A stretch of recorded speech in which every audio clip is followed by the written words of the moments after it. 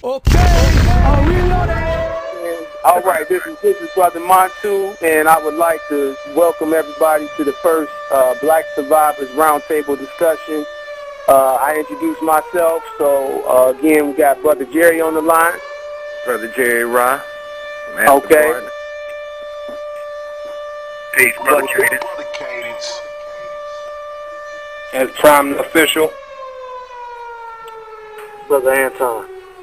All right, I'm glad that everybody's here tonight, and before we get started, we're going to just give a little disclaimer because we're going to end up... Due to some violent content, parental discretion is advised. Parental discretion is advised. We're going to put it on a video as a video. We're going to break it up into parts and put in a video, and but it's a blog format. So anybody who ends up listening to this, we want you to know, this is our disclaimer, that this is a den of hungry lions who are fed up with the bullshit as we as black people have been experiencing here in America, and we really think that these white people are out to kill us. As a matter of fact, we know they are. So we say that unapologetically, and with that, this is not Alice in Wonderland, this is not Nick Jr., you know what I mean? It's not church service, and it's not the Cosby Show. You know, we will use strong language at times. We will be politically incorrect as much as possible because we will be stepping on these Europeans, their whole value system, and the house Negroes that want to follow them. And even at times, because we are talking about survival, we will step inadvertently on religion. Because when it comes down to survival, it's survival, and everything is fair game, you know. And we also would like to dedicate, or I guess we should say livicate, this discussion to our brothers and sisters who survived in Katrina, and also those who perished, who didn't make it during Katrina, because we learned lessons from both of those groups. So with that in mind, you know, we say Ashe, you know, and gonna go on in. You know, tonight's, I guess, topic would be dealing with some of what's wrong with us. You know, some of the issues that we have as black people, because we seem to be the last ones to get on the ball when it comes to the whole survival mindset. And so with that in mind, you know, we're gonna go in on a few topics tonight, and you know, really deal with what has prevented us, so that we can, once you know what the issues are, then you can address them. You know, so some of the things that I came up with, the very first one, and then we're going to all chime in one by one on it, is one of the biggest challenges I see in the age of the internet, in the age of Facebook, in the age of everybody putting goddamn pictures of themselves up and posing in the same position for, you know, picture after picture, is that we're too damn pretty and vain. And we're scared of being dirty. We're scared to be called funky. This is a fundamental thing when it comes to black people. Our vanity is gonna make it hard, because there's gonna be a lot of stress in survival scenarios. And at that moment, your hard wiring will still be, you know what I'm saying, it will still be active in a lot of cases. Even though it doesn't register, this is an emergency. I'm used to brushing my beard every 5 seconds, you know what I'm saying, as a brush. I'm used to, you know, making sure my sunglasses look right. And you know what I mean? That vanity does not just disappear automatically just because it's an emergency. So, you know, I'm just going to go and put that out there. Let's hear what everybody else got to say about that. Start with Brother Jerry. I say we used to washing and putting on deodorant that has harmful chemicals in it. So I challenge us to go a couple of days without deodorant. We're also used to, when our stomach says we're hungry, how about waiting an extra 5 or 10 minutes, even if the food is prepared? Okay. We're used to looking at people and automatically judging them, as we discussed earlier, out on the streets. You know, that, you know, just like you said, just look at them. They're dirty, they're this, they're that. But they are used to something that we don't even have a concept in our mind of. That's real.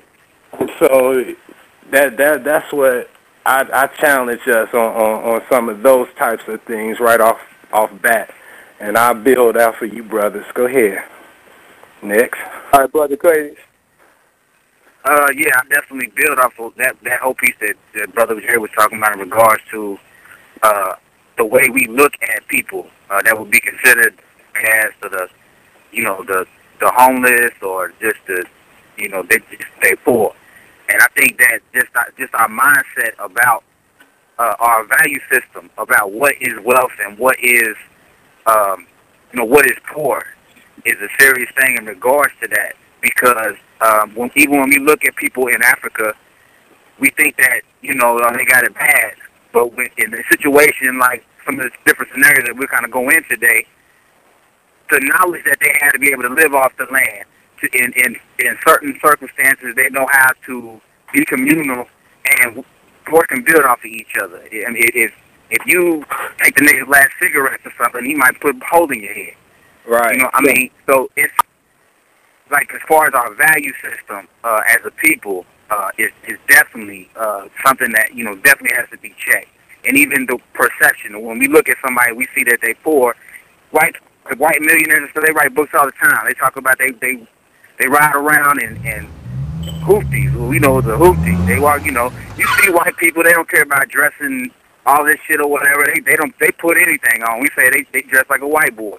And we think that the clothing and shit that we wearing and what makes us wealthy, but you ain't got no money in your pocket. You spend all your money on fucking clothes as a symbol of wealth. Right. When the fucking wealth was mentality that, well, really the mentality that you don't have. You just gave that money away. And the white boy, he know you're going to get that money away because you have no self-worth. You have nothing in your mind that makes you wealthy. You know what I'm saying? Which is being able to live off of what God put down here for us, or the creator, whatever you want to call it. You know what I'm saying? And be able to make that shit manifest into something greater. Right. I'll leave it there. Okay. Well, Brother Prime, what says our brother? I would say, honestly, I think it's, our generation, I would say that we lack the real vision to see that there is really something wrong, and we don't hold these skills, the skill sets to, we would acquire to get in the survivalist mind state. We don't hold those skill sets in any type of value. We don't hold it to any value. Niggas think like, well, why make a pair of shoes when I could just buy the shit? You know what I mean? Like they don't think like that. They're not conditioned to think that way, nor do they have the vision to see the importance of acquiring these skill sets to be able to make your own clothes, grow your own food, being able to dig a well if you had to, or with just all these different survival scenarios or survival skills. We don't hold that. That's not valuable to us. Niggas is like, why make it ourselves when we can buy it from someone else? I agree. It'll take less time to go to the store and buy the shit than actually being able to learn the craft and making it myself. But really, they don't. Like I said, they don't have the vision to say, well, okay, I learned how to make it once, and I can make it forever on my own. You know what I mean? Like, it's like you learn it once, you make it forever on your own. Like, why the fuck? I don't know why, other than just, the fact that there's no vision, They don't see anything's wrong. They don't really, I don't think black people really think that something is really going to happen, I guess you could say. I don't think they think anything is going to happen, so they're just, why prepare for some shit that's not going to happen? Yeah, I agree, and that was like Brother Jerry said. He said practice not wearing deodorant or some of these other superficial things that we do, so that it wouldn't be another mental agitation to us in an emergency circumstance. We already know, okay, I can do this. I've practiced it, but like you're saying, a person would say, why? Why should I do that? Why should I deny myself, 3 showers a day? You know what I'm saying? Right. Even though when there's no water, I won't even be able to do it once, and I'll probably lose my damn mind. You know what I mean? I really feel that, that's a big obstacle for an unnecessary challenge, put it like that. That could be worked out in advance if we just do little simple things to understand what an emergency would entail when the power goes out. You know what I mean? When the lights go out, when the water's off. Brother Anton, what's your take on things? Well, like Baba Dale Jones, a.k.a. Nana Kuntu, said, America's a nigger factory. You know what I'm saying? So what we got to realize is that historically what had happened was you had African warriors transformed fundamentally into either house niggas or field niggas. You know what I'm saying? So, and me and Brother Cadence was actually building on this the other night, though. The transition, you know what I'm saying, for those two archetypes back to the original African consciousness was the maroon. You understand what I'm saying? So we gotta be aware of how sophisticated this battlefield is and how sophisticated this enemy is. He's aware of the I guess you could say the dialectical relationship between the field nigga and the house nigga. So what he's done is he's created an environment, you understand what I'm saying, an artificial environment, okay, where all these niggas can be house niggas if they so desire. You understand what I'm saying? You can be fresh. You can have that swag. You understand what I'm saying? You can have the newest Jordans or whatnot. You understand what I'm saying? You're going to get money on your little EBT card or whatnot. You can get housing assistance. They basically made it a situation where it would be crazy almost to actually live like a maroon. You understand what I'm saying? So what we have to deal with is I don't know, it's going to take some high level structured solutions to really deal with this issue of vanity, but I think that the mentality is changing. You know what I'm saying? I think with this whole Trayvon Martin thing, we got this little brother that just, apparently so-called quote-unquote shot himself in the head while he was handcuffed, with a gun after they searched him twice or whatnot. There's a lot of anger, you know what I'm saying, being generated. You understand what I'm saying? So I think that what we have to do is we have to somehow channel that anger and channel that emotion, into kind of like a resurgence of really the whole maroon consciousness, you know what I'm saying, where people, they ready to get down and dirty, you know what I'm saying, they ready to do whatever, you know what I'm saying, as well as we have to create a culture, you know what I'm saying, that says that, yeah, we fresh and we fly, you know what I'm saying, when it's peacetime. But when it's time to get grimy, hey, you don't want us to get grimy. You understand what I'm saying? That's all I got to say on that. Like the Incredible Hulk, David Banner say, Mr. McGee, you wouldn't like me when I'm angry. Right. You know what I'm saying? I feel you. I'm so glad you mentioned. I was trying to hold myself back so I didn't try and talk over you. But when you said maroon, I mean, I got that. That's what it is right there. Because really, what we're dealing with is, especially amongst men, is domestication. We're not supposed to have. I mean, when I first got married, man, I shook my even before I got married, shook my father-in-law's hand, and I was working like at a bank back in them days, and he asked her, he said, "What's wrong with his hands?" Men ain't supposed to have no hands that damn soft. You know what I mean? They didn't have the calluses no more. You know what I mean? Because when you ain't doing that kind of work, we just naturally get soft, man. And that's the type of culture it's effeminized. We've been effeminized through office work and, you know, basically these computers and things.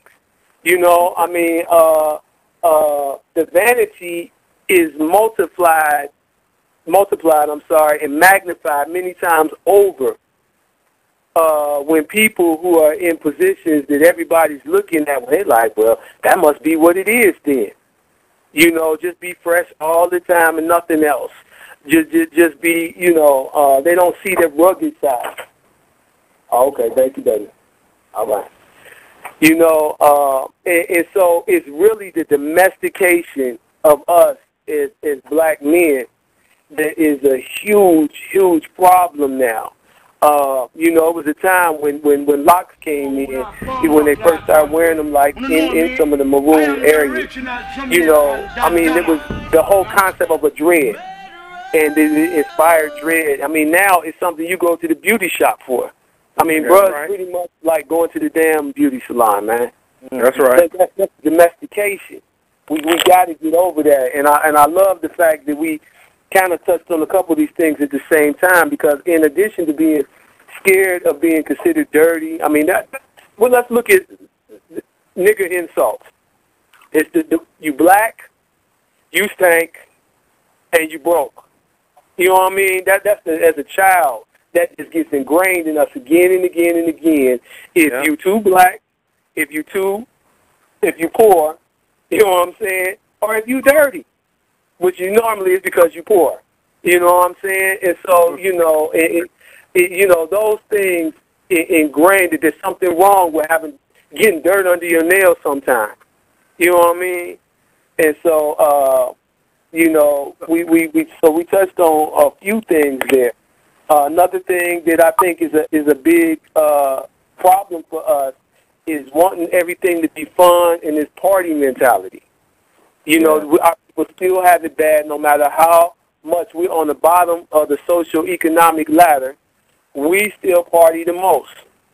So, Brother Jerry, what you feel on that as it relates to preventing us from getting into the mindset of survival? Well, it prevents because it takes the emergency out of your mind. I want to back up to that domestication thing.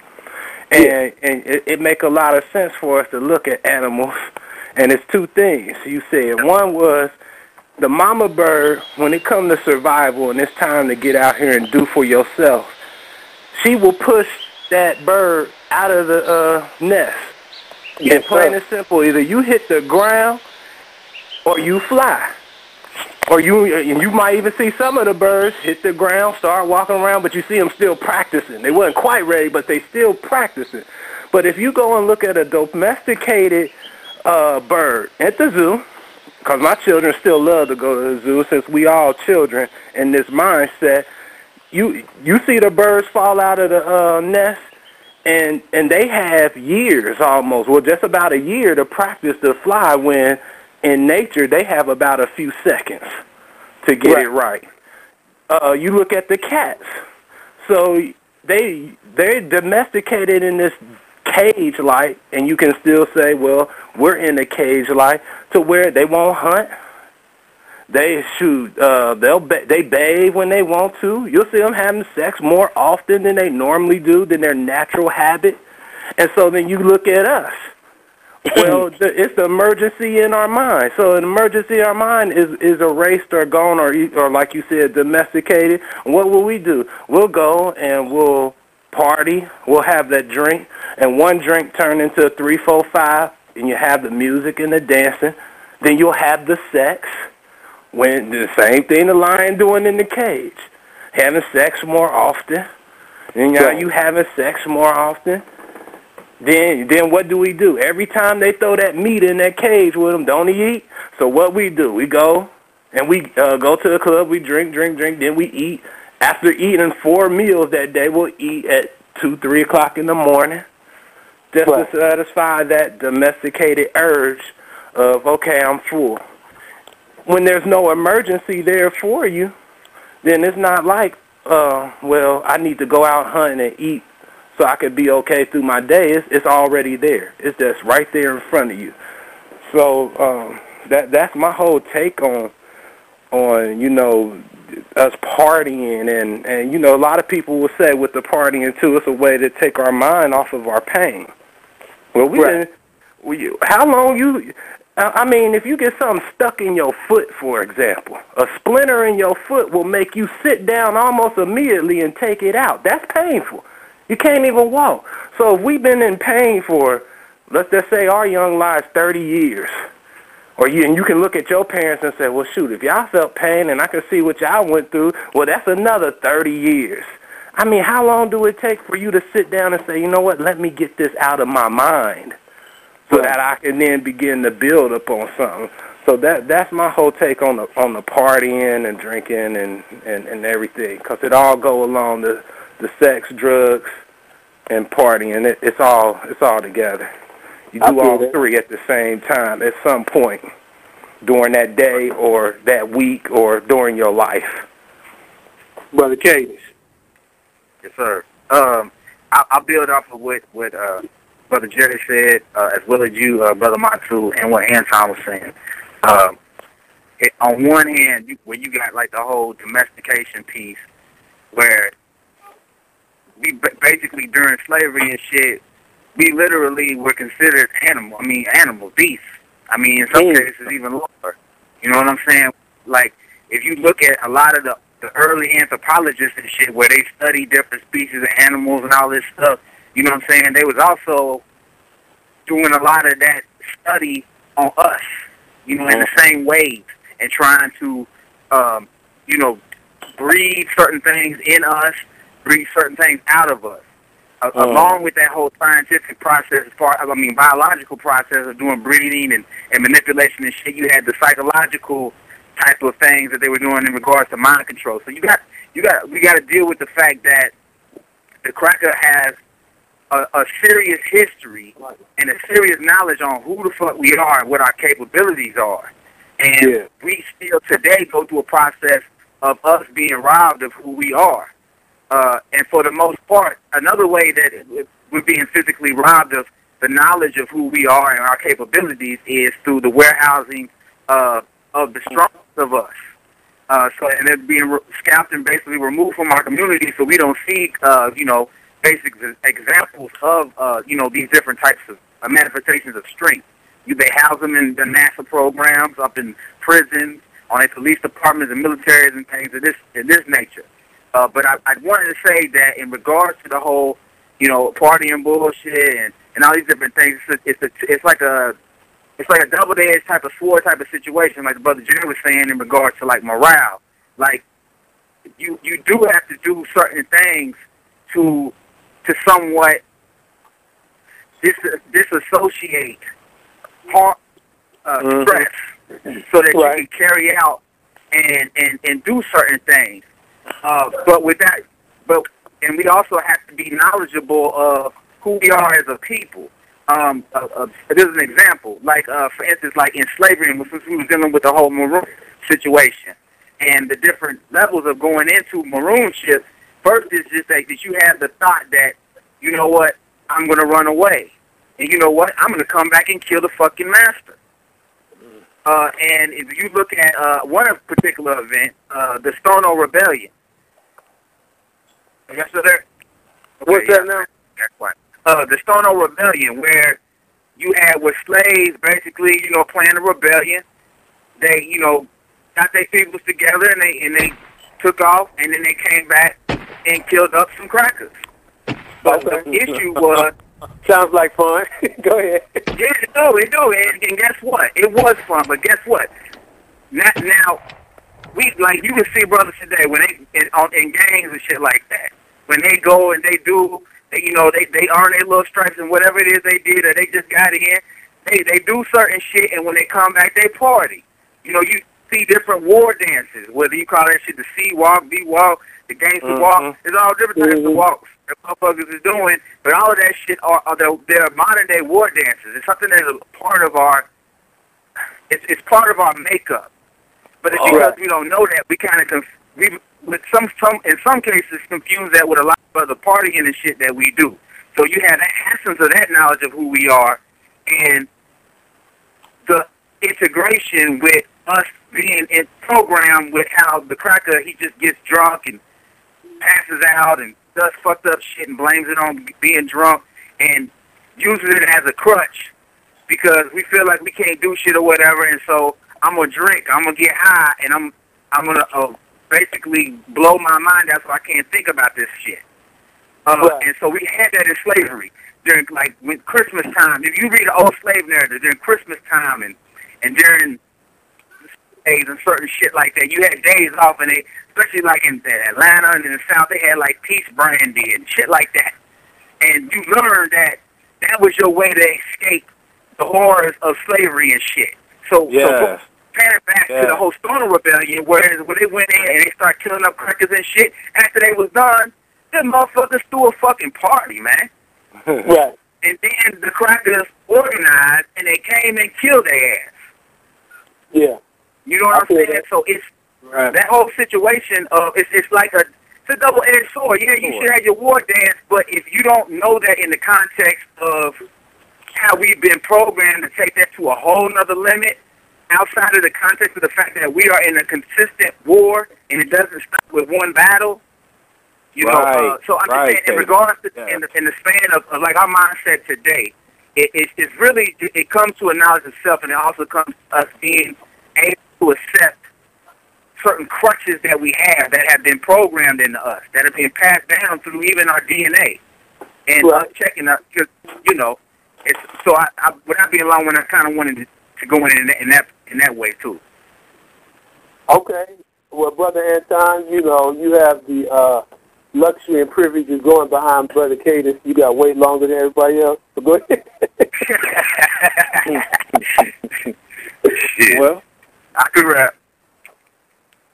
Well, I mean, we definitely going in a good direction here.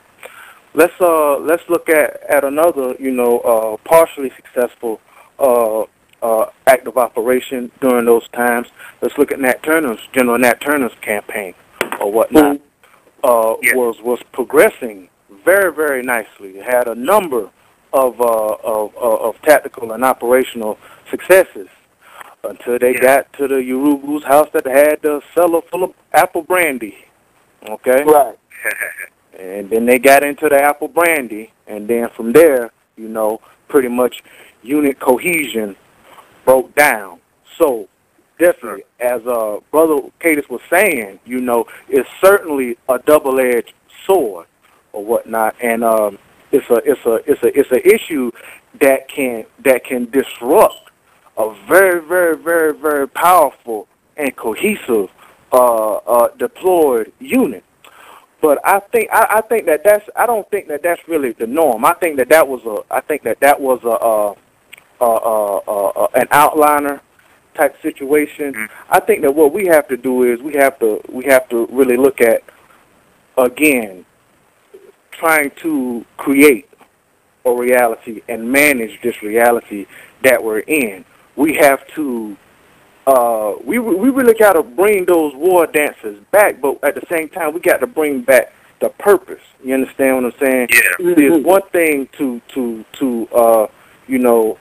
complain about the issues that we're dealing with, but it's a whole nother to try to, you know, transmute that energy into something that's going to be actually productive and something that's actually going to change our overall environment and overall change the strategic balance, because, you know, a certain group of people, you know, got a vision to say, hey, you know, we're going to change these things. Now, there's a lot of, I think there's a lot of, you know what I'm saying, rappers and artists out there who really know what time it is. You understand what I'm saying?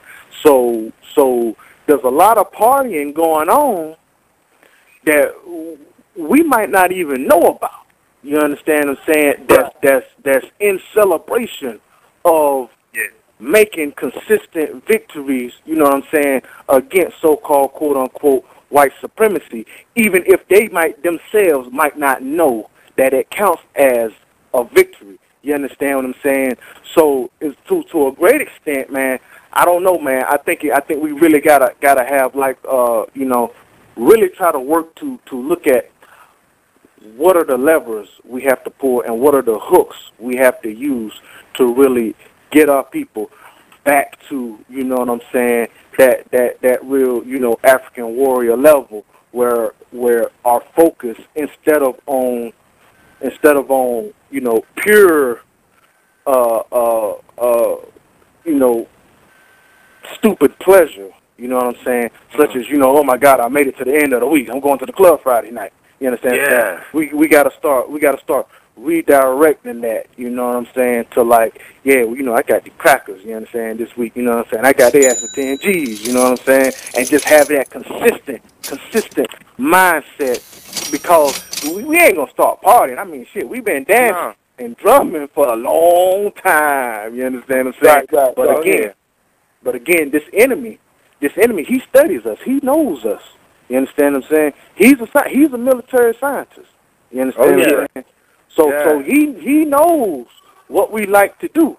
All he's done is cultivated an environment of where now we can have all the fun and do all the dancing without really doing the work. You understand? Yeah, that's real. That's real because we have all of the festivals, all throughout the year. With a few or several times a year, depending on what city you're in. But real work getting done is few and far between. So I feel you on that, and they definitely do study because my wife was saying today, she was looking at something about the Ashanti, and this white woman had wrote a paper. As a matter of fact, she had wrote several papers. I mean, some real deep research into who was selling slaves and all of this stuff, and different Ashanti tribes and stuff that were selling slaves. And I said, it's interesting. They want to know these things because then they know who might be more congenial today. You feel me? They know what. Okay, we got the history with certain parts of Nigeria. You know what I mean? They keep them connections been alive for hundreds of years, and here we go thinking, okay, them up. Like everybody over there is for us. You know what I mean? Because we don't study things as much as our enemy does about us. So I definitely feel you on that. Brother Montu. Yes, sir. If I can cut in real quick before we move on. Yeah, go ahead. Some was said by Brother Cadence and also by yourself while I was there in the city, but Brother Cadence said something, y'all, about the war dance, and then Brother Anton was talking about, we've been dancing in this for a long time in the war dance, but Brother Cadence brought a very good point. In doing all of this, we make it to the end of the week, and then you want to go to the club, and we need to transition that. And like he said, in that week, we might say, without consciously knowing, we got over on this white man, we got over on this, we did that. And so now it's time to party. But we always forget that in a war, it's battles. The war is not the battle. It's battles that make up the war. Right. So we forget about, we still at war, and we be like, we just won the battle. But we ain't won the whole war yet. So then what you were saying is we might come here with Brother Montu, y'all drop this on me, it's real heavy. We might come here with all the instructions from the ancestors, from, we got God, him, and herself, as far as what we supposed to do when we get here. And, we might be that Nat Turner, and going into that. We might be that Maroon Warrior, but once we get here, by the time we hit 12, we already been so domesticated and building on that all we do is accept a sandwich from a master, and we might as well there and sit down on the couch like we do, and then turn the channel or put in another video game because we thinking about just the battle. We won instead of thinking about the war we have to fight. And that's going to take centuries, y'all. Well, definitely we have to be able to prolong our efforts. You know what I mean? And which we are doing as an extension of all those who came before us. Because none of us are doing nothing new. We might have a different approach to certain things, but this is all one extended fight for sure. So you right on with that. You know, other primes speak on it, the brother. Let me see. Oh, hold on. Somehow he got muted. I'm here, bro. Oh, you are? Okay. Yeah, I've been listening. Yeah, I wanted to drop something. Go ahead. Damn.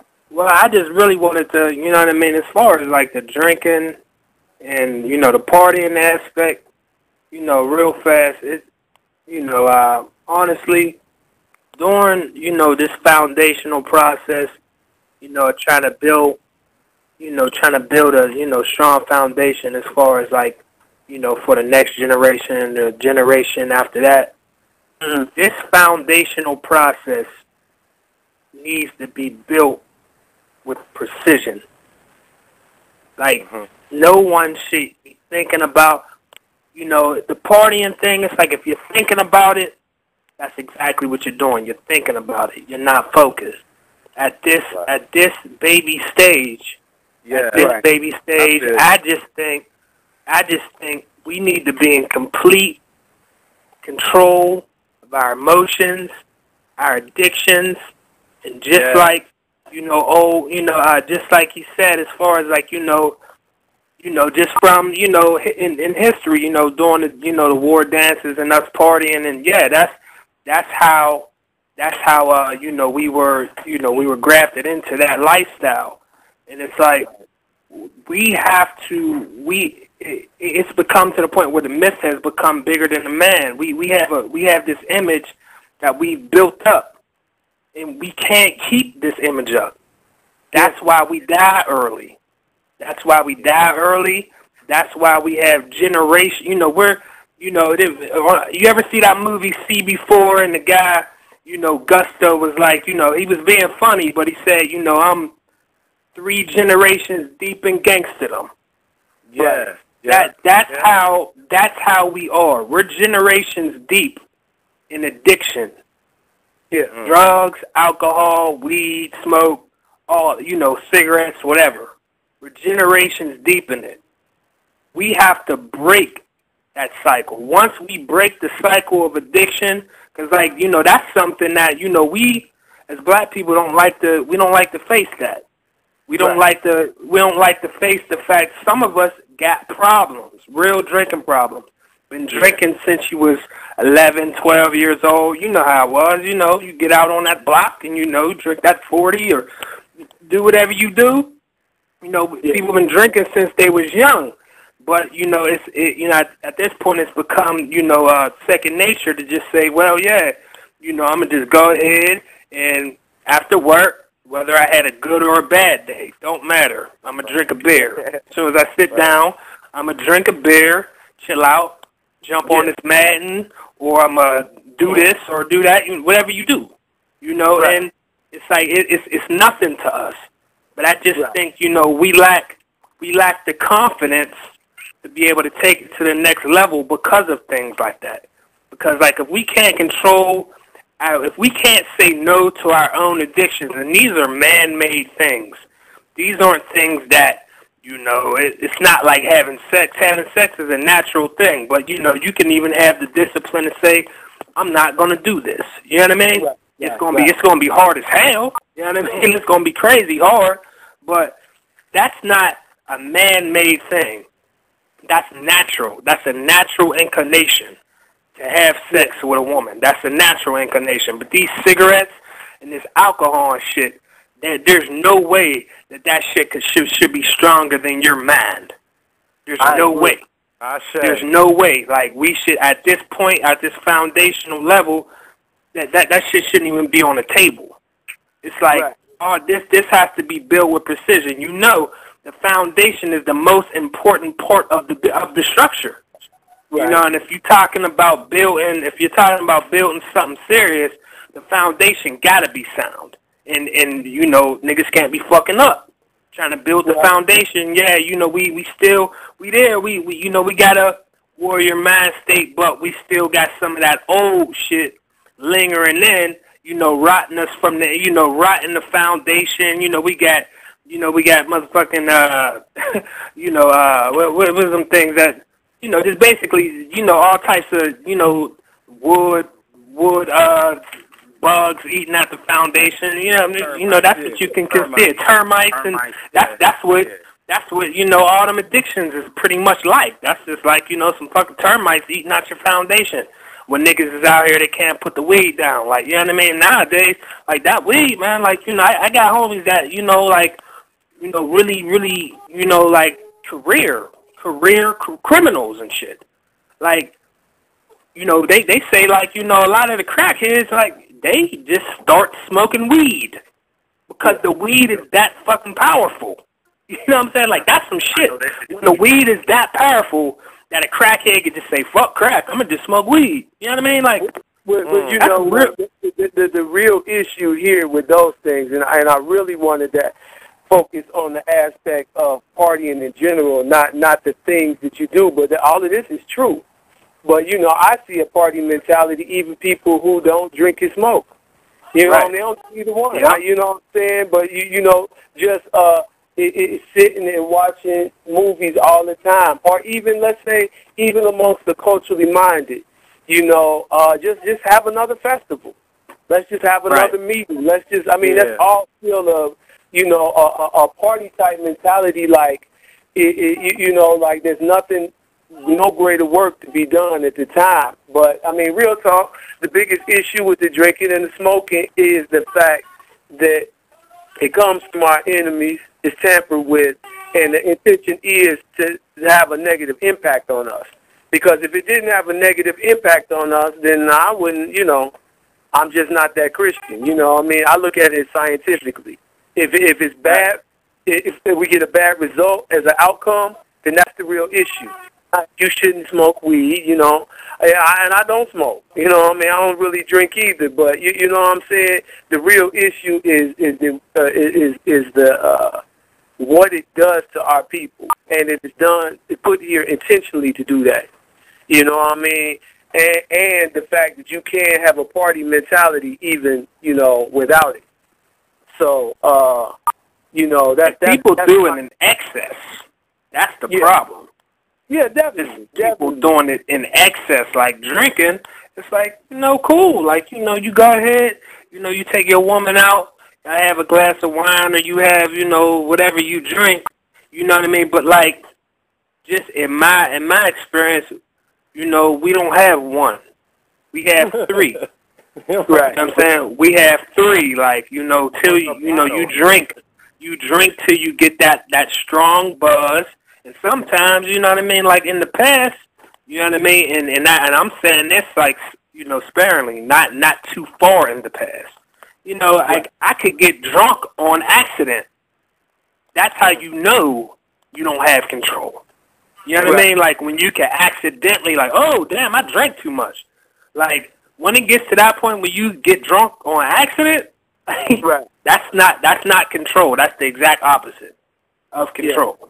And I just think like it's cool, like, you know, like the weed, like I don't know about this new stuff. I don't know, man. Like that new shit's iffy to me. Like, you know what I mean? If it's like some good, you know, I guess like they say it's, you know, that, you know, it's like real sound weed that people smoke, like it ain't that, you know, chemical stuff. You know, if that's what you do, that's what you do. But it's like, just don't do it to excess. Like, you know what I mean? Like, if you're doing it every day. Here's the thing, man. Here's the thing. You know, if a person's in the military, you know, from what I can see, there's a culture of drinking in the military. But motherfuckers get up at 4 a.m. when they're supposed to, and they're not going to let it get in the way of doing their job. You know what I mean? So us being in this transitional phase, we have to be realistic about, you know, where things are at. Shit, at a certain point, those things will become medicine, man. I'm just be real with you. You know, and I don't even know what I might start doing. You know what I mean? If it gets heavy enough out here where it's just shit flying all in the air and bodies on the ground. You know what I mean? How you handle that? Shit, everybody might need to take the edge off. I can't even judge that. But at this point, you know, we have to definitely look at how else could that money be spent as it relates to survival and things that we could actually get, that we tell ourselves that we don't have money for. You know what I'm saying? Right. And is it getting in performing the necessary functions? You know, I mean, in what we're facing in the you know, at the present time. Now, I want to go in. I'm gonna throw a couple things at a time at y'all now, so you can go answer a couple questions at a time or topics at a time.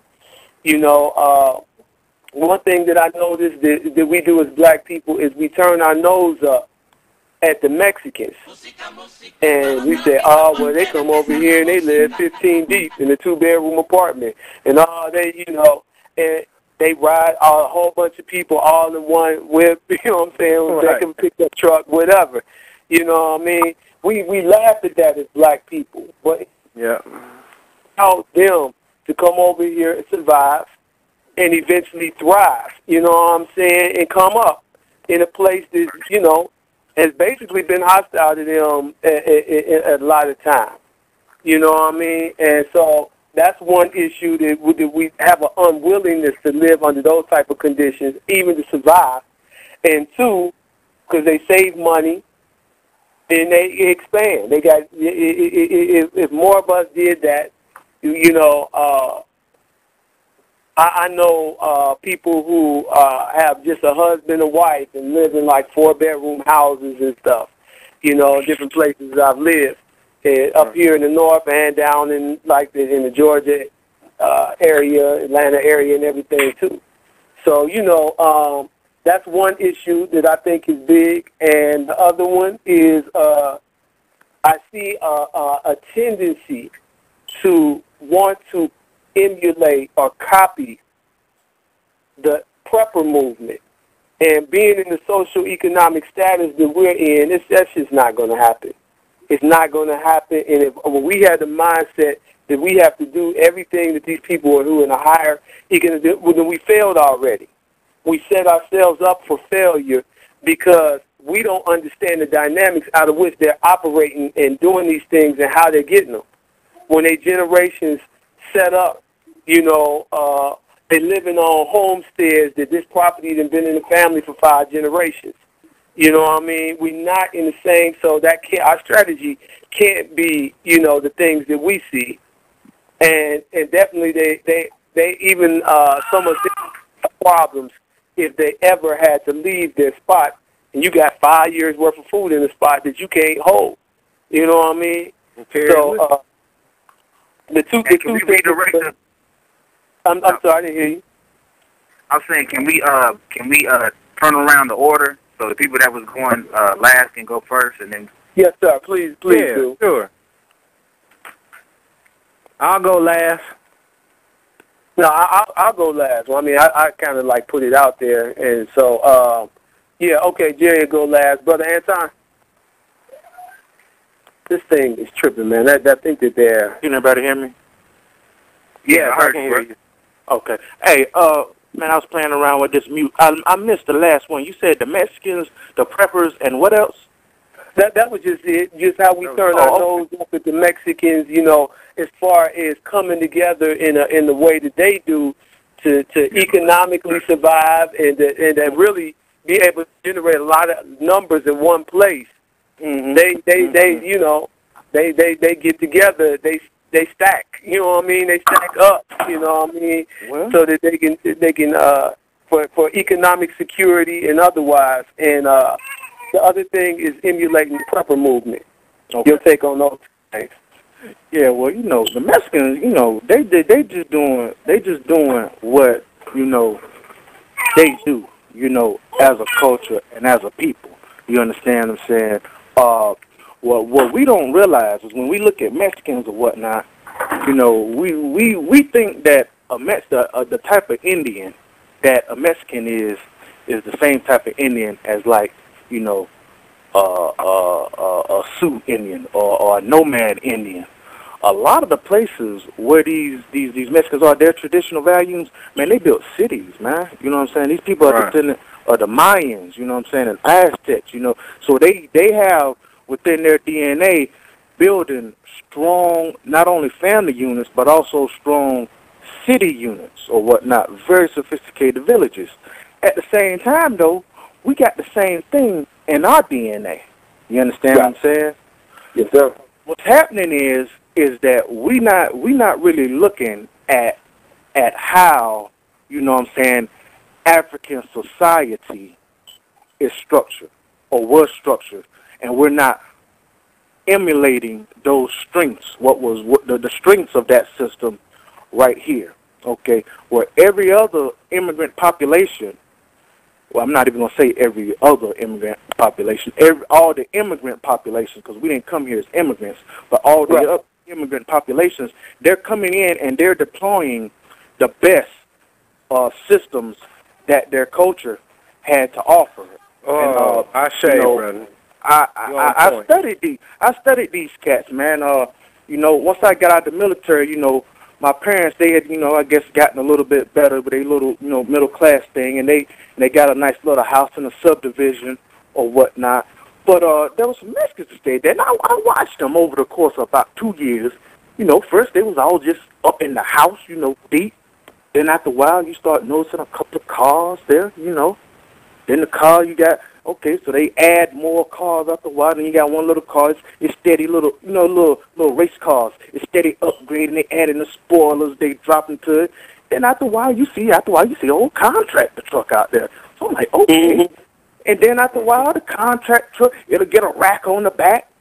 A little bit later, it'll get some ladders and a toolbox in the back. Then next thing you know, it'll be dragging one of them cement turners behind it. And they all in that one house. And after a while, guess what?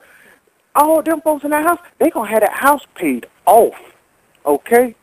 It don't matter if it's a 30-year mortgage. They going to have it paid off, and then somebody's in that house that's going to branch off, and they going to repeat the cycle. You understand what I'm saying? So they got a system. Now, I got strong suspicions that they getting a lot of help over here in America from the Catholic Church. That's my opinion. I think, I agree with that. You know what I'm saying? So what we have to look at is we have to look at frameworks, you know what I'm saying? And we have to create frameworks. I mean, for instance, this is kind of off topic, but look at a Chinese restaurant. You understand what I'm saying? If you travel, you understand what I'm saying?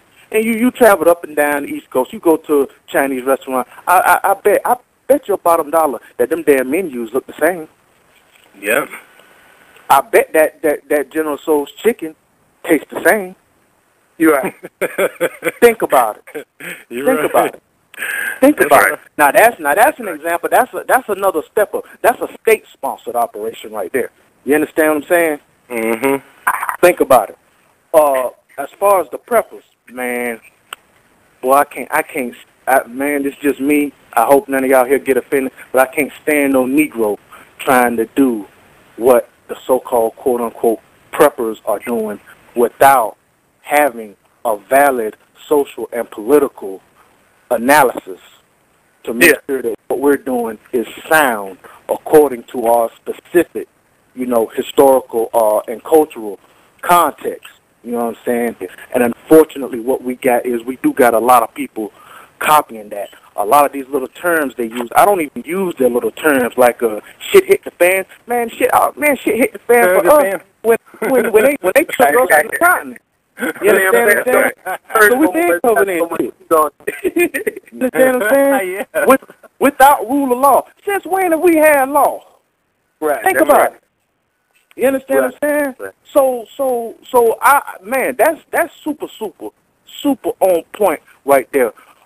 Me personally, I'm a black nationalist. I'm a Pan-Africanist. So that colors all of my activities, all of my thought, everything. I don't really. A lot of times I don't even use the term survivalist or even prepping. I try to look at it from a standpoint of a nation state, and I look at, okay, what's our overall readiness posture? because nations don't really seek to survive. You know, they seek to, fundamentally, they seek to dominate in pursuit of their interests or whatnot. So that colors a lot of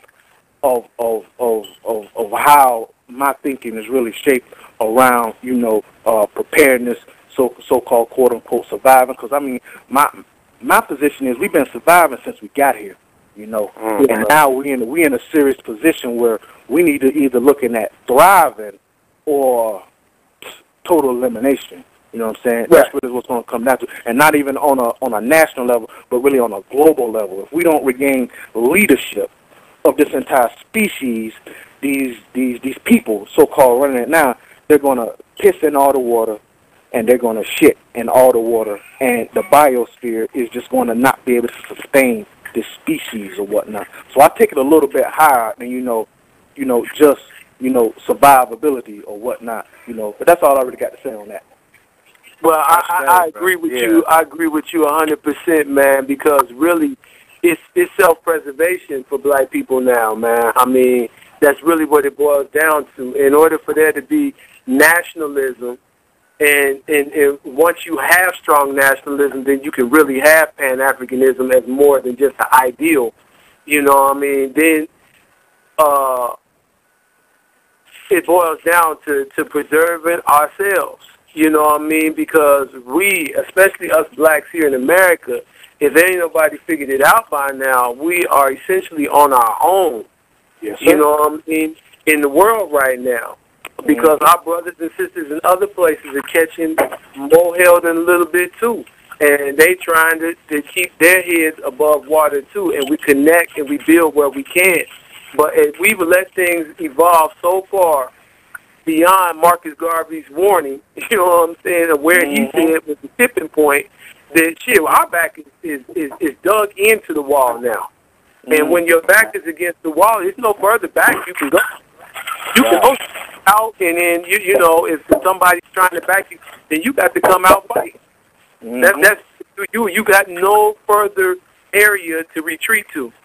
You know what I mean? And that's where we've gone. But I didn't mean it. Go ahead. I guess the Brother Prime will be up there.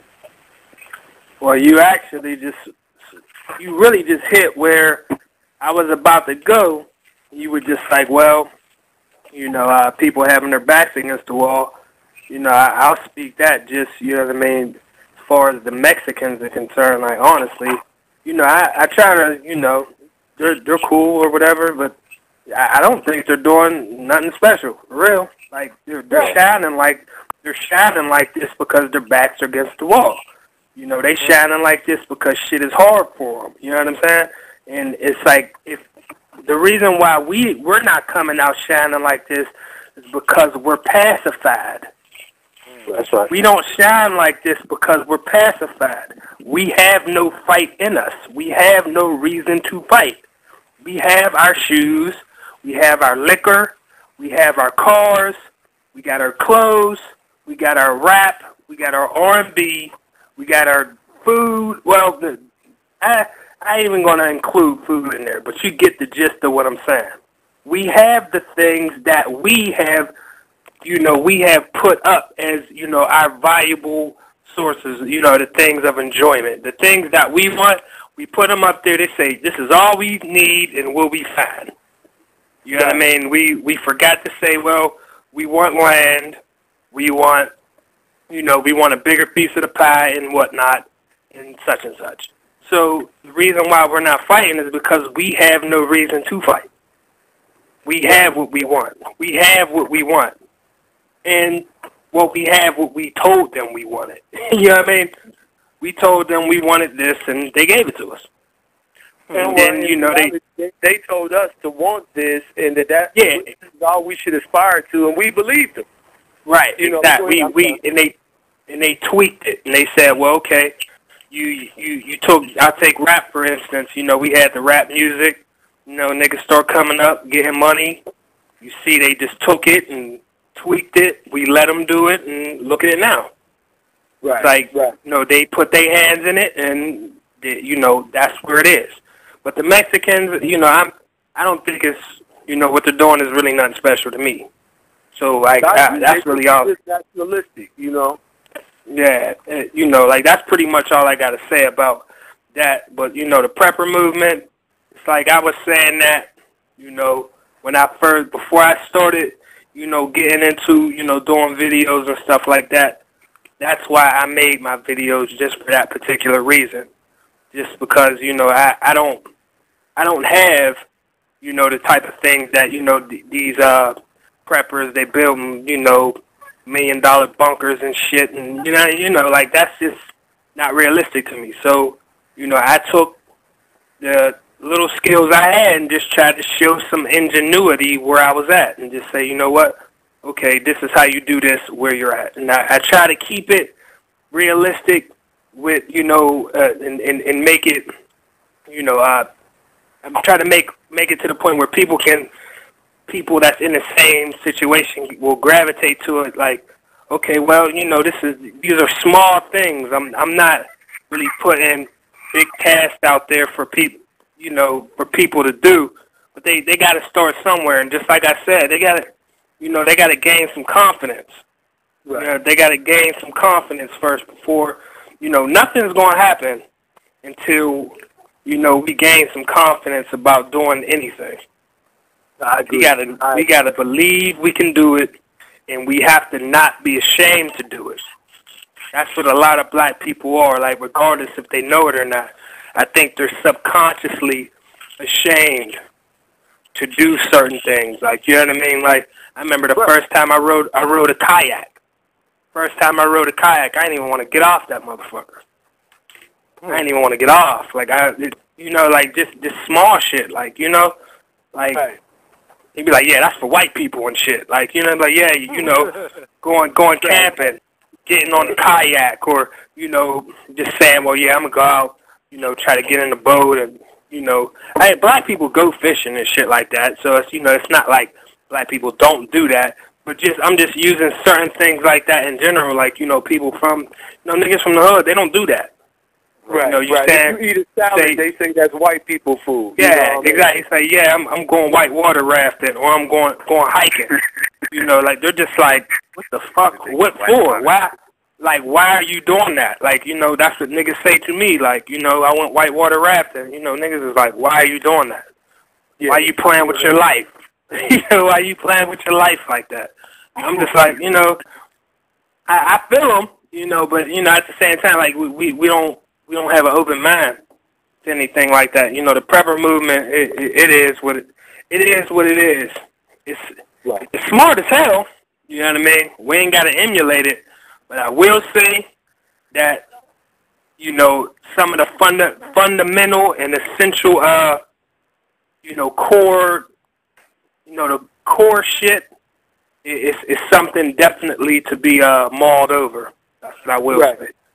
Some of that shit needs to be mauled over. You need water. You need that trifecta to, you know what I mean? Like, if you're talking about Pan-Africanism, or you're talking about, you know, global supremacy, first you gotta, before you do that, you gotta learn how to, you know, cook a burger or whatever the fuck you do. You know what I'm saying? You gotta do something small. Like, you know, let's keep it realistic. Keep it realistic, and, you know, start small. Okay, you know how to build a well, and you say, hell no. Like, you know, and then you learn, okay, you dig into the ground, and you dig till you crack the plate, you know what I mean, of the earth. You crack the plate of the earth, and then the water comes up.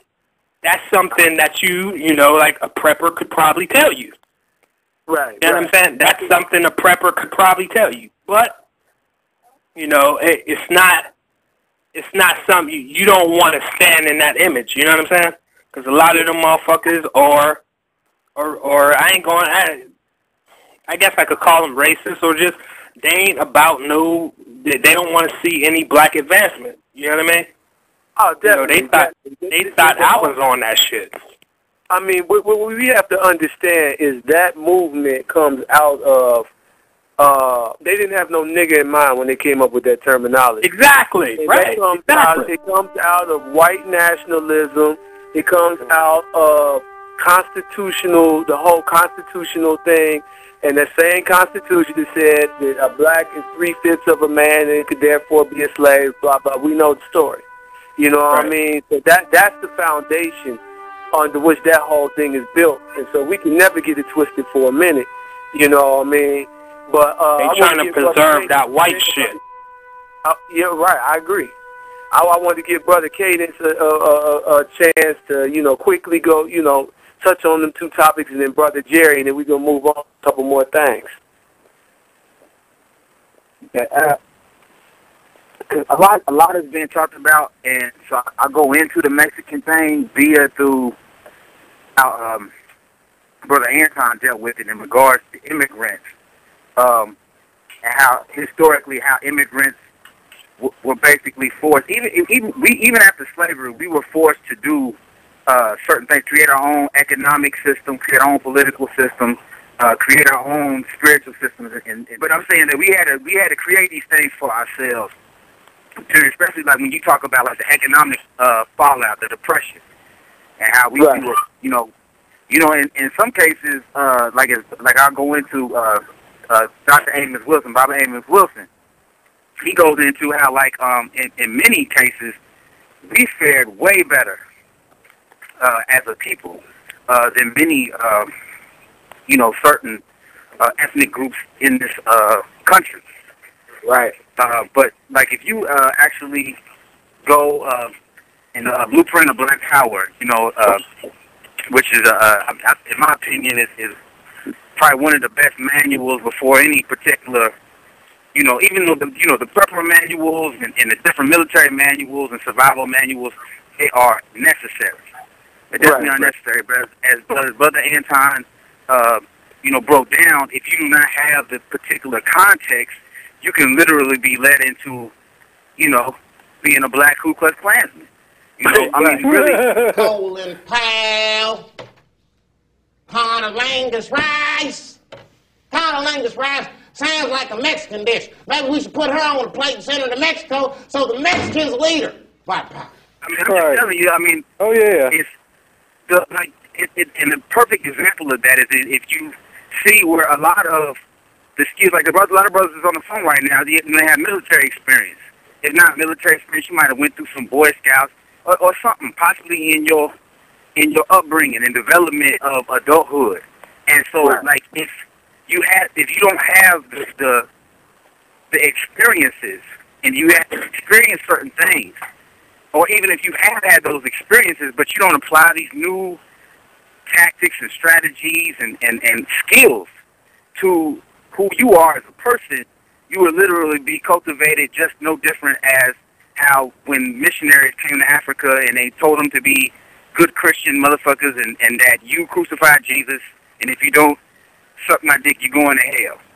And so I'm saying that in regards to the whole Mexican piece, if you review Amos Wilson, his piece, like if you look, he talks about African immigrants, but he talks about like the white brotherhood, the Asian brotherhood, the black brotherhood, and how you have these different ways that people come over into this country, different types of nationalism, different types of political science in which they use to be effective within their, groupings.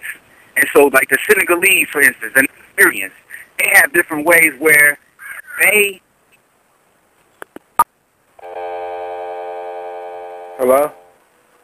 Yo. Y'all still there? Yeah, I don't know. Brother Cadence got disconnected. He'll call back in. My bad, I'm back. Okay. Sorry, back up quickly. My bad. I don't know what happened. It said the call was lost. But I'm saying that basically the text goes through different types of immigrants and their different forms of nationalism and how they're actually able to establish themselves as a group and as a social dynamic. And one of the ways that they do that, and which if we're starting to become wise to it, you'll see a lot of people, they created this thing where everybody puts in like $100 or something, and then they do a lottery, and then you get it. You get all of the pot, and you use it as capital to do what you got to do, and then you go in and do it again. That's one of the type of formats that a lot of quote unquote immigrants are using to establish themselves in this fucked up economy. You know what I'm saying? And like the Senegalese do it, that they have their own terms for it. The Nigerians do it. You know what I'm saying? That's why when you go on the corner and you see them with their little fake Gucci bags and all this other shit or whatever, that shit, you think that shit is just all this some little knockoff shit. No, man, that's an actual strategy that they're running to basically, you know, take shit over. That's nationalism, what they're doing. You know what I'm saying? And every cultural group, they own shit. We even, in fact, have that own shit, but we look down. We've been programmed to basically look down upon that shit. When brothers want to get their shit on or whatever, they'll come together and buy a pack with that shit. That's right. Right or wrong, good or bad, it ain't fucking. I mean, at the end of the day, if you trying to attain some shit, how the fuck we even get over here if we was not fucking, you know, brought over here by criminal means and shit? This whole fucking existence that we're in was created by criminality or whatever. So, I mean, I'm not promoting it. It just is what it is. Brothers is coming together. They don't necessarily need no investment summit where they need, you know, people to invest in, you know, it sell itself. So they know that they're going to make a profit. So they come together. They basically bring back a little bit off the top of whatever percentage that they need to go buy a bigger pack. And they do it again, then they go on their own separate ways. Now, unfortunately, because we've been ingrained with self-hatred, most of them niggas want to rob each other and shit. But that's a whole nother issue. But in regards to that whole prepper movement, I mean, it's kind of like, you know, kind of went into it in regards to, you know, becoming a black KKK member. But I believe that we need to be wise enough when we're talking about how there are certain mental structures that we have and how the Brother Prime was dealing with how we consider certain things to be white by virtue that they're different from what we've been programmed to be. But we forget about, again, I have to go into a lot of that shit come from lack of knowledge of self and who we was and what we were able to be. And I ain't talking about actually in Kemet or in Nubia, even though those things are very relevant, but I'm just talking about in our recent history. When you deal with, you know, after slavery, even today, what you got actual communities right today that have to live off the land and choose to live off the land, capable of living off the land.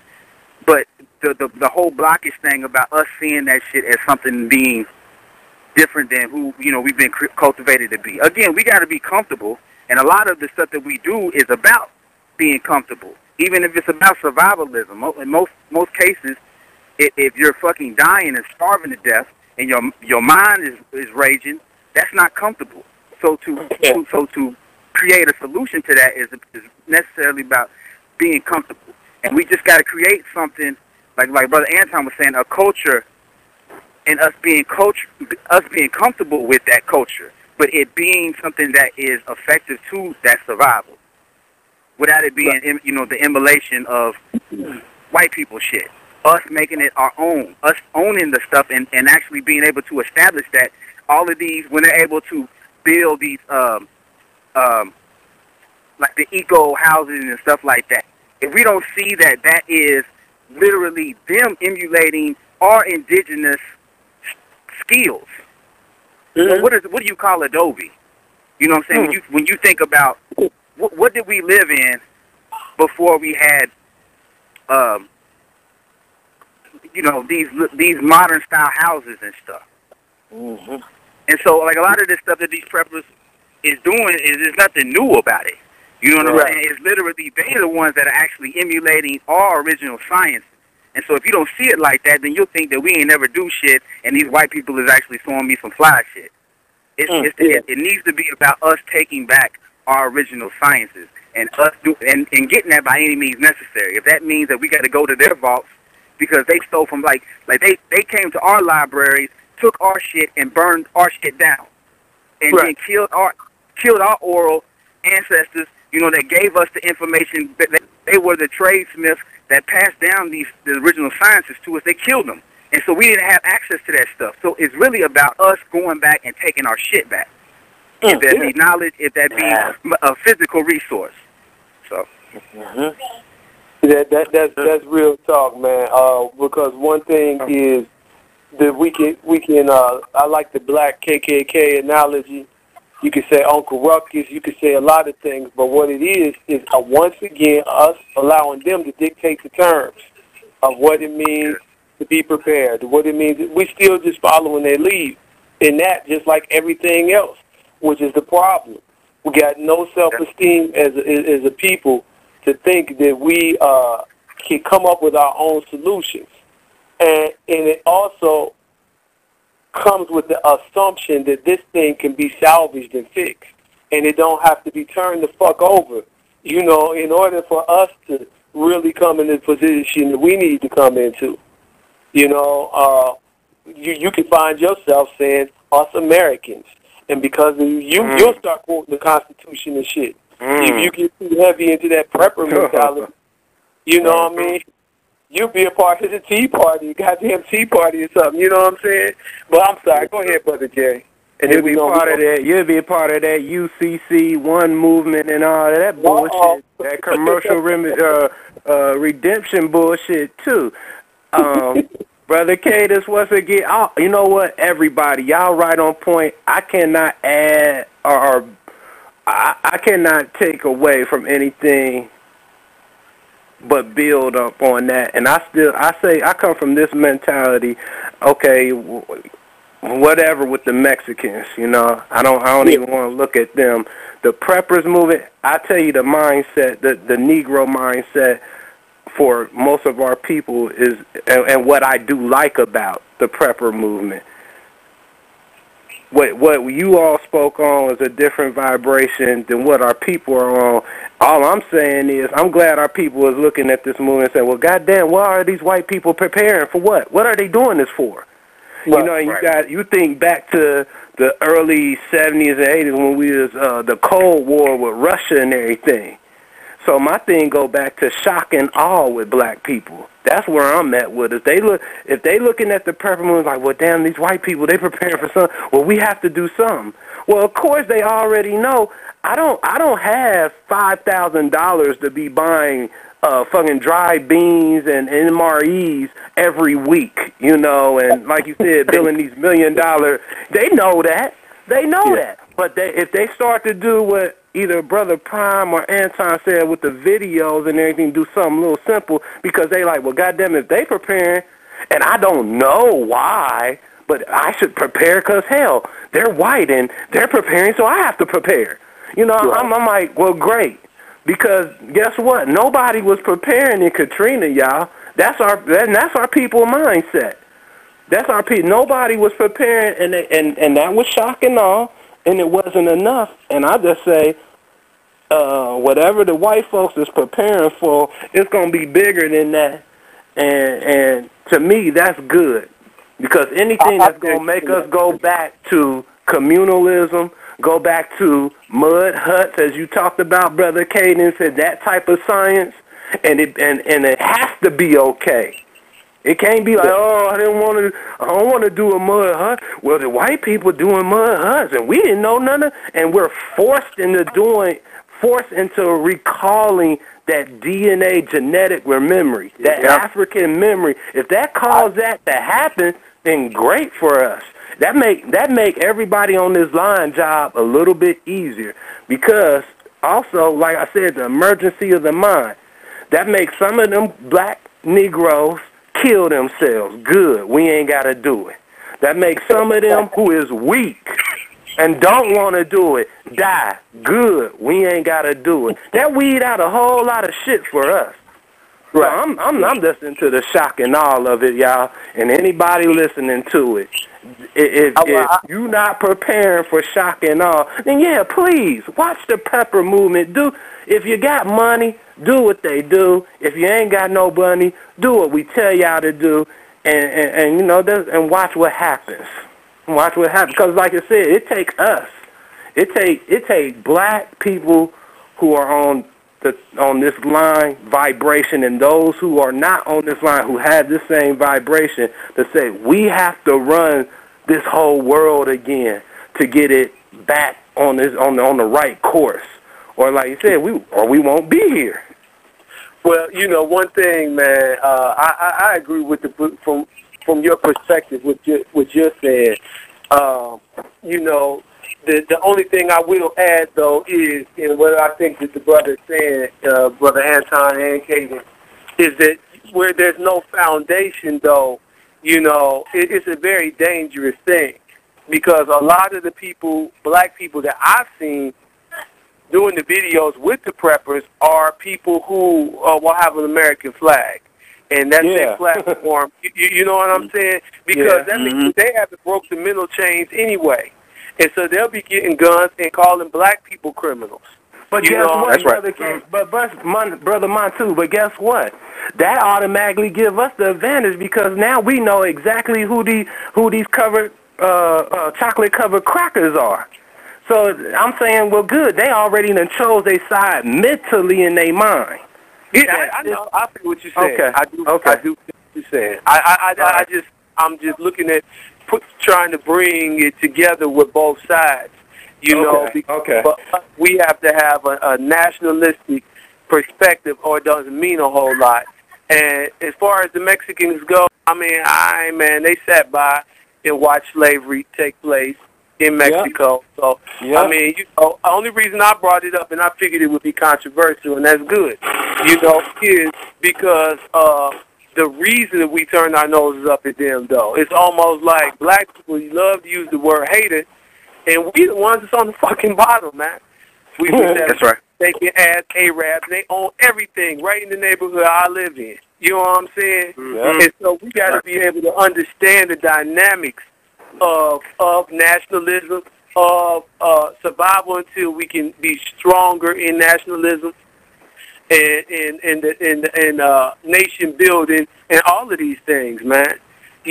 So as it relates to just bare bones survival, though, I think that it will come a time where we will have to have more people in a house than we have in a long time. Now, my grandfather, when he was growing up down in South Carolina, when he moved up here in Ohio, Cincinnati, he slept in the kitchen. Him and his brother slept in the kitchen because they had cousins and uncles, and everybody who came from down south came up here.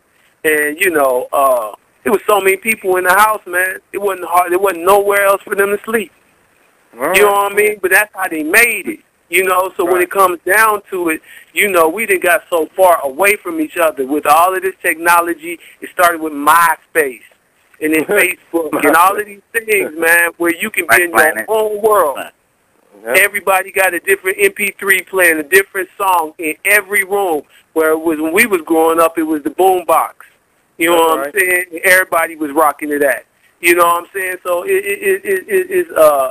there's a lot of harmful tendencies in today's society that black people still try to fit into. Identification confirmed. Even though it's not our society.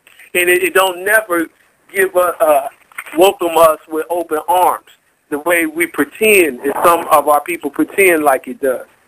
But I had a couple more things I wanted to throw at y'all. I'll throw a double at you.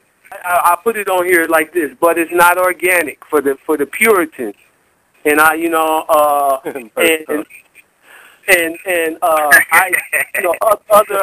idealism, and so that's the first one, and fake morals that are not in alignment with the current conditions which we find ourselves in. Thou shalt not kill. You know what I mean? Things that don't fit the circumstance. Thou shalt not steal. You better shit on that one. You know what I mean? If because by their definition of stealing now, because you're talking about the man who stole everything is the one who said it. For trying to convince us. You know what I mean? So, the first one again, dealing with the Puritanism of things not being organic enough or whatever, where that might keep a person in a room full of food from eating. You know what I mean? Or pass things by in hopes of something else. You know what I mean? And in this out of context moral system that really, I'm gonna just keep it real with y'all. I don't care what a person say they into African spirituality. Most people are still Christians. And most people are still Christians at heart, and it comes out of the Christian mindset. Well, we say are the correct morals for us. So, brother Anton, if you're there, you could just go in on that. Well, I'm gonna tell you like this, man. I am I believe in survival of the fittest, man. You know what I'm saying? Yeah, real talk. So a lot of these, well, it's not even about beliefs. It's just a fact of the matter. You know what I'm saying? The strongest and most adaptable is going to obtain victory. So these folks that's talking about they only going to eat organic, or they ain't going to kill or steal or lie or cheat or whatever. Hey, man, I mean,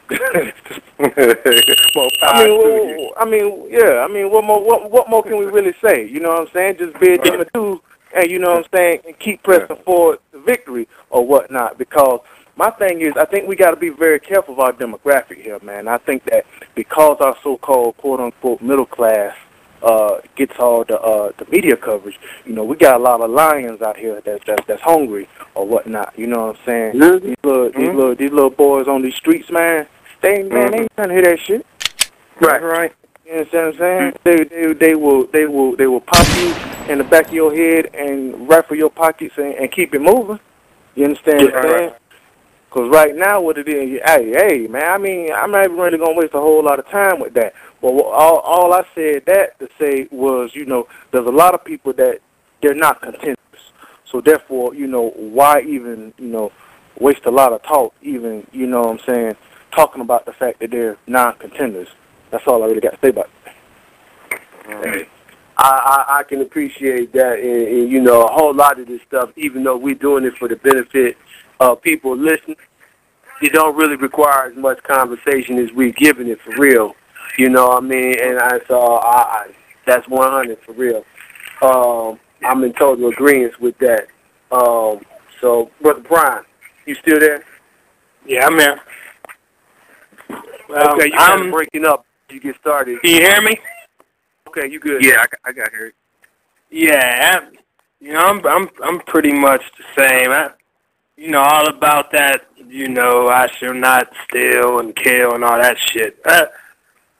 Hey, as far as, you know, like me, I know I'm trying to, you know, open up my doors to, you know, I talked to Montu about that. Like, I'll open up the doors to my tribe. You know what I mean? Yeah. Mm-hmm. The people that I've built with, and, you know, we got a foundation.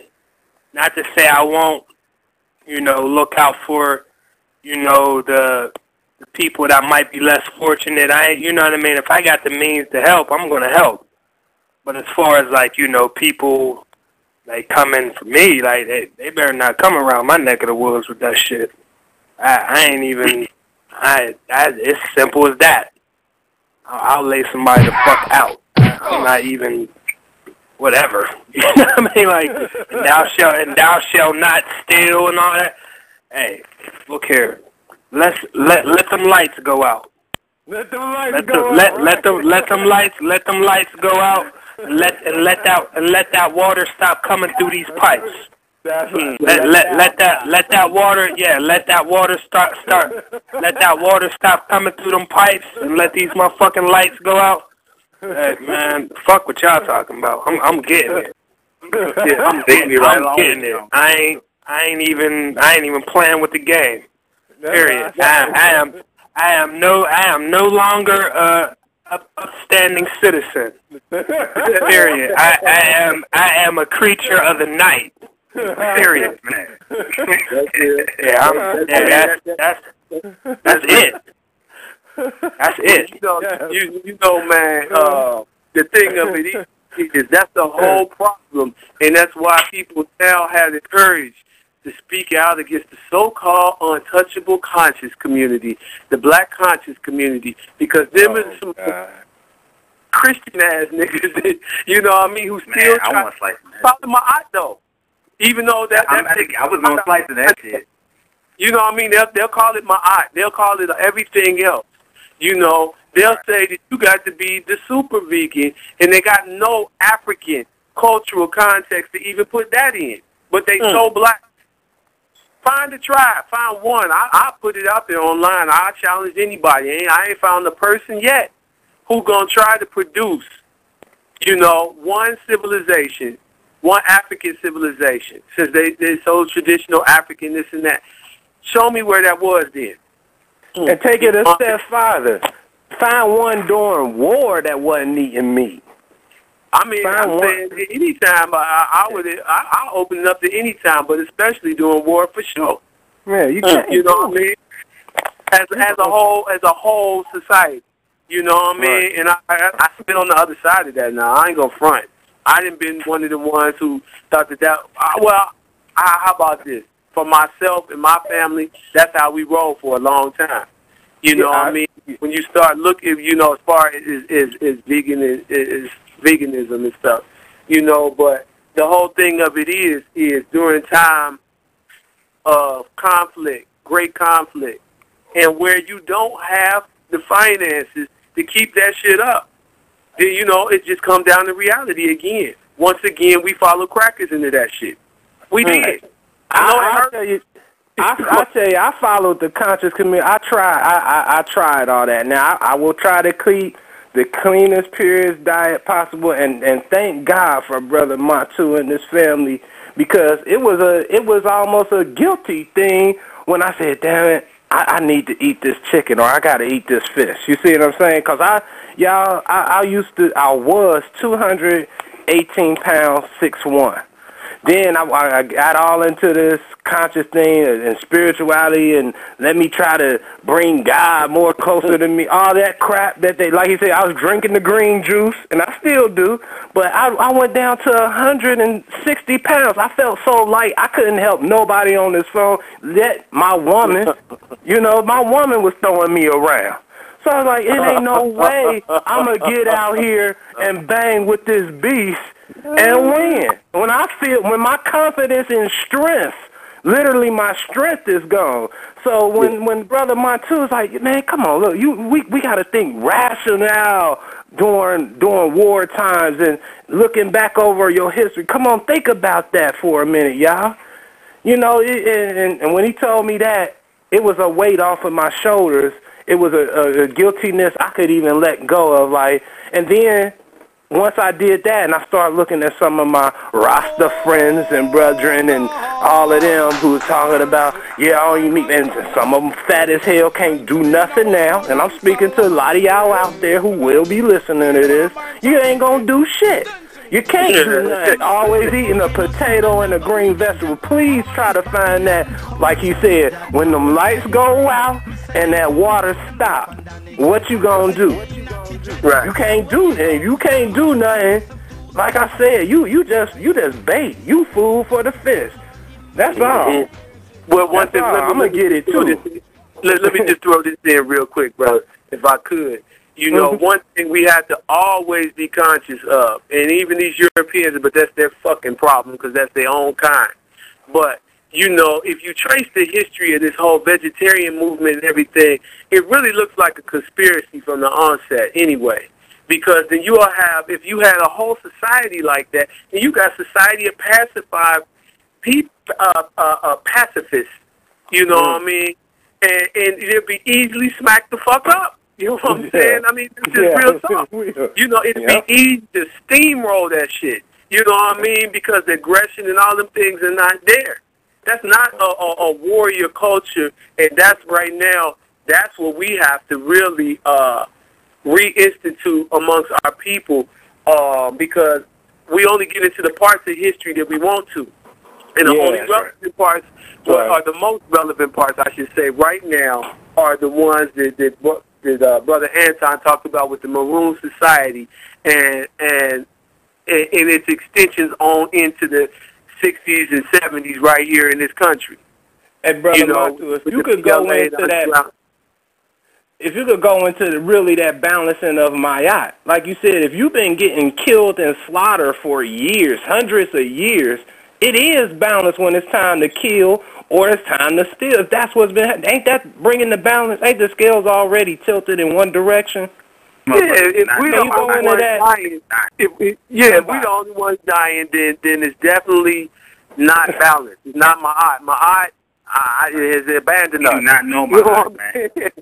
You need definitions on what is we using our definitions on what is truth. We use their definition on what is reciprocity and shit.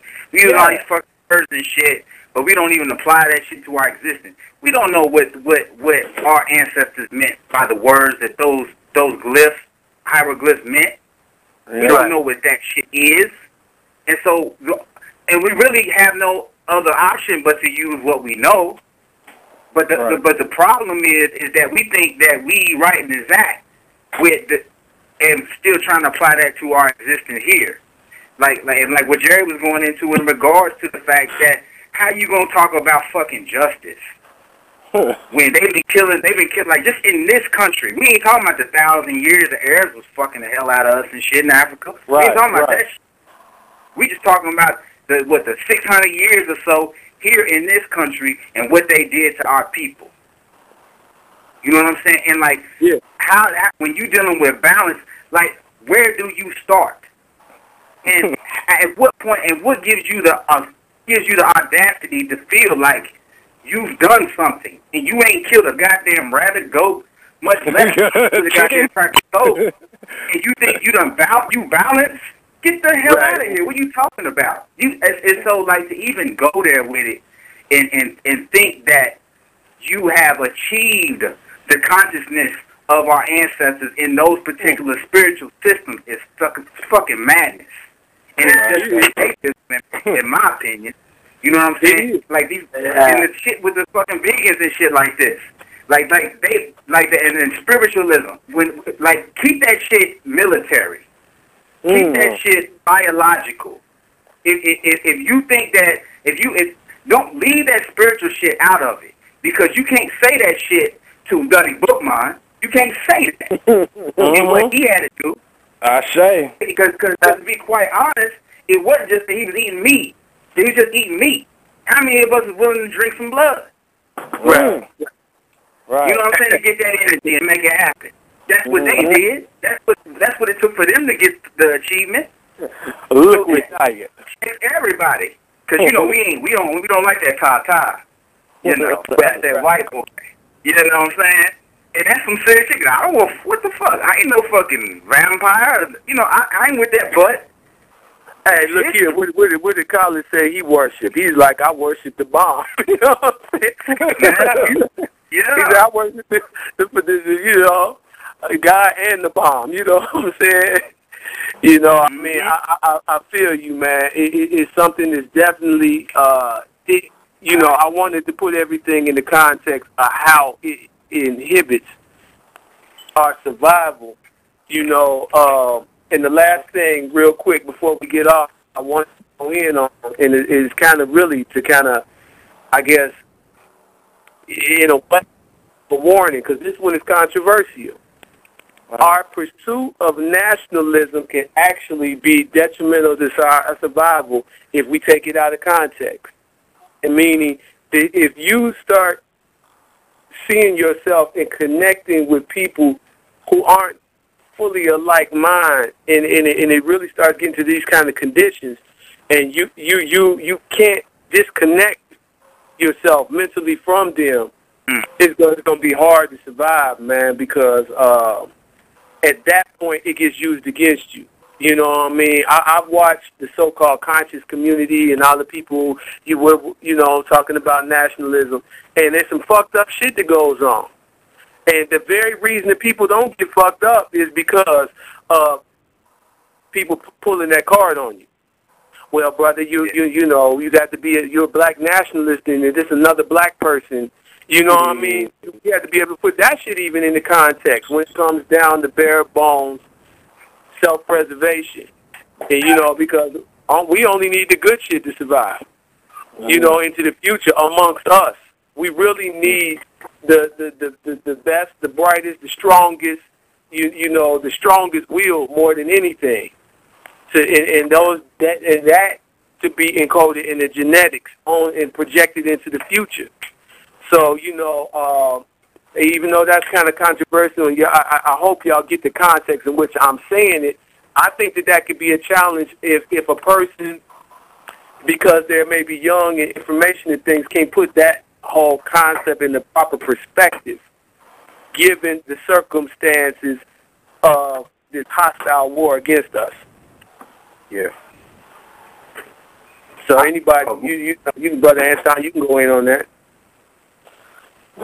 Let me, can everybody hear me? Yes, sir. Yes, sir. Okay, just make sure. Let me make sure I have your exact context. You were saying that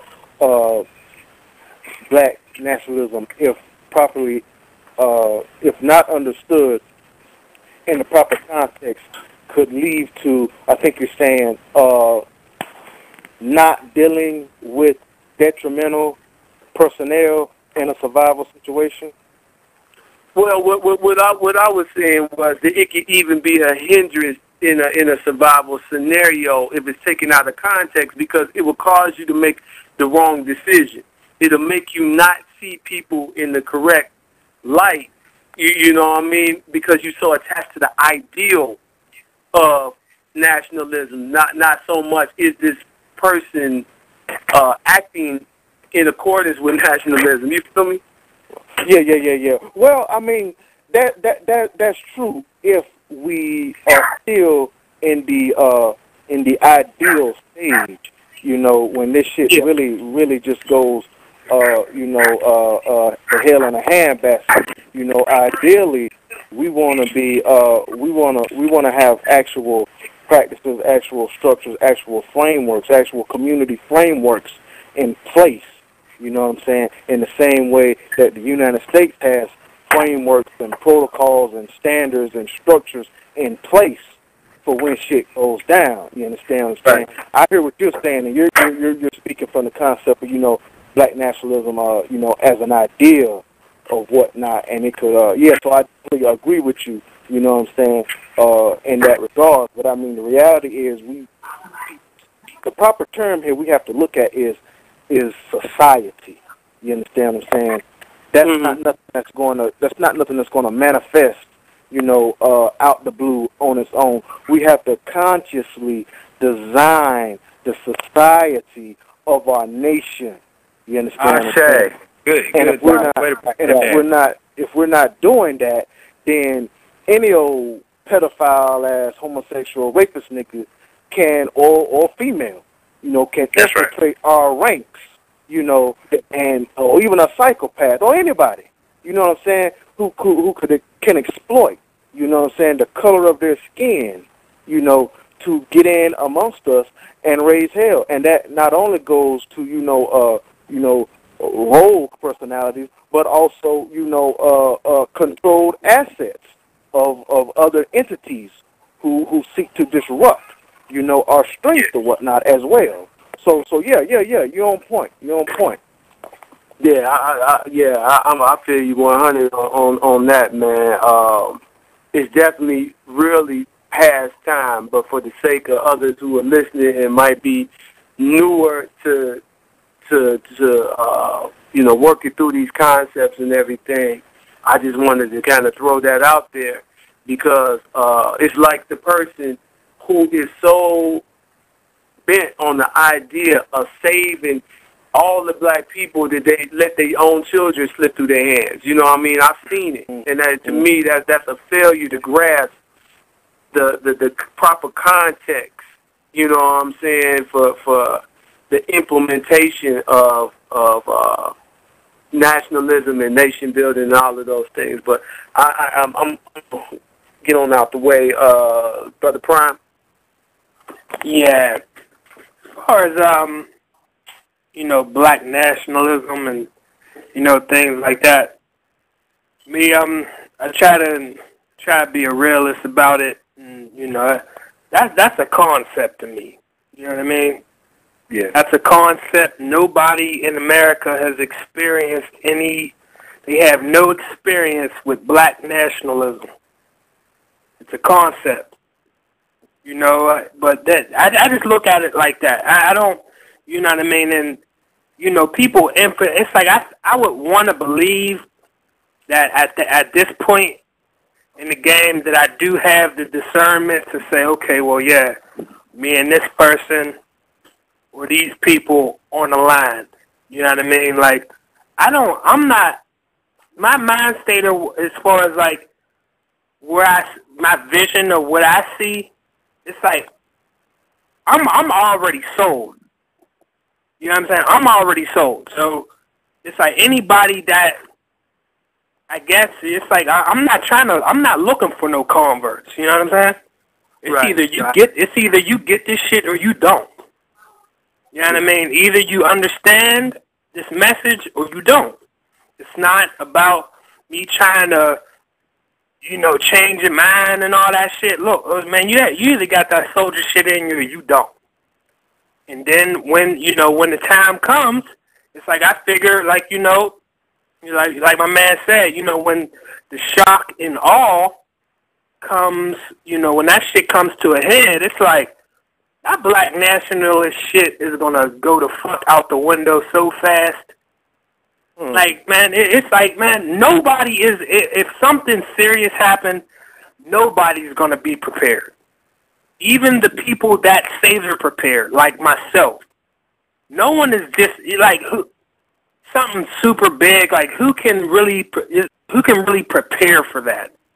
It's like you got your goods and all that shit, but it's just like your mind. You know what I mean? Like your mind is gonna be fucked up. That's gonna be the first thing to fail. Like, you know what I'm saying? And it's like, black nationalism and all that. I just don't. It's like I respect it. I respect the conscious community and all that. I respect it. But I just, at this point, if you're talking about building a nation, it's not going to start in nationalism. It's going to start in a baby stage. It shouldn't even be called black nationalism. It should be called fucking foundational building or something. You know what I'm saying? Yeah, it's like you trying to crawl before you trying to walk before you crawl. Like, you know what I mean? Yeah. Yeah. A nation. How you gonna have a nation within a nation? You know what I'm saying? This is their shit. You know what I'm saying? Unless you trying to take over America, motherfucker. Like, you know what I mean? Like, if we gonna leave, well, that's one thing. Where I wanted to stay focused on, because then we can get into a whole lot of political debate, and I really don't want to do that. More so the concept, dealing with the concept, and for some people, it's the potential being there for it to hinder their chances in survival if they don't look at it the right. Right. I pretty much I agree. I agree with Brother Anton. Hey man, it is what it is. It's hard for me to really speak to that. It's like if you're not, you know what I mean. If you ain't, I look at it just like in war. If you ain't on one accord with your people, you're fucked. You know what I mean? It's that simple. If you're not on one accord with the people that you're building with, that's supposed to have your left and your right, your front and the rear, and it's like if you're not on one accord with these people, you're fucked. There's no room for indecisiveness and all that. It's either you in or you out. That's all I got. That's all I could really say to that, man.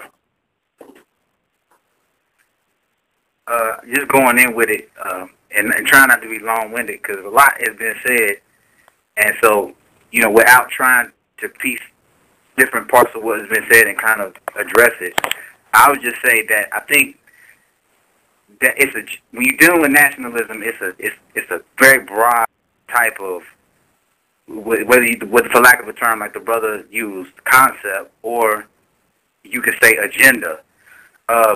Dealing with like Dr. Amos Wilson, like what he deals with nationalism, and even some of the early nationalists, and when you're talking about Garvey, whether you're talking about, we can just for lack of time, I'm just saying that you have different aspects of what nationalism is, and it's nothing that is, we're taught away from it, thinking that it's something that is abstract or not in front of our face. When we turn on the TV or when we use shit and it's got European concepts and shit on it, and it's got deities and certain European names and stuff, and we think that, oh, this shit is Gucci, nigga, and you don't even internalize the fact that whatever that is, that's a fucking faggot ass Italian motherfucker's name, and you got two different fronts in regards to this nationalism thing. You have, like, I like to use the concept of, like, Resident Evil, for lack of a, because people know that movie. And so you got a situation, you got two different fronts. You got where you got quarantine, where motherfuckers are, they are immune, but they don't know how immune they are, but they got them there, they're safe, and they want to keep them safe. And then you got, like, this girl that has immunity, and she can go out, and she's looking for people that have the potential to be able to survive. So they can bring these motherfuckers back and create a rebirth of a society. And so us as black folk, we're running out of time.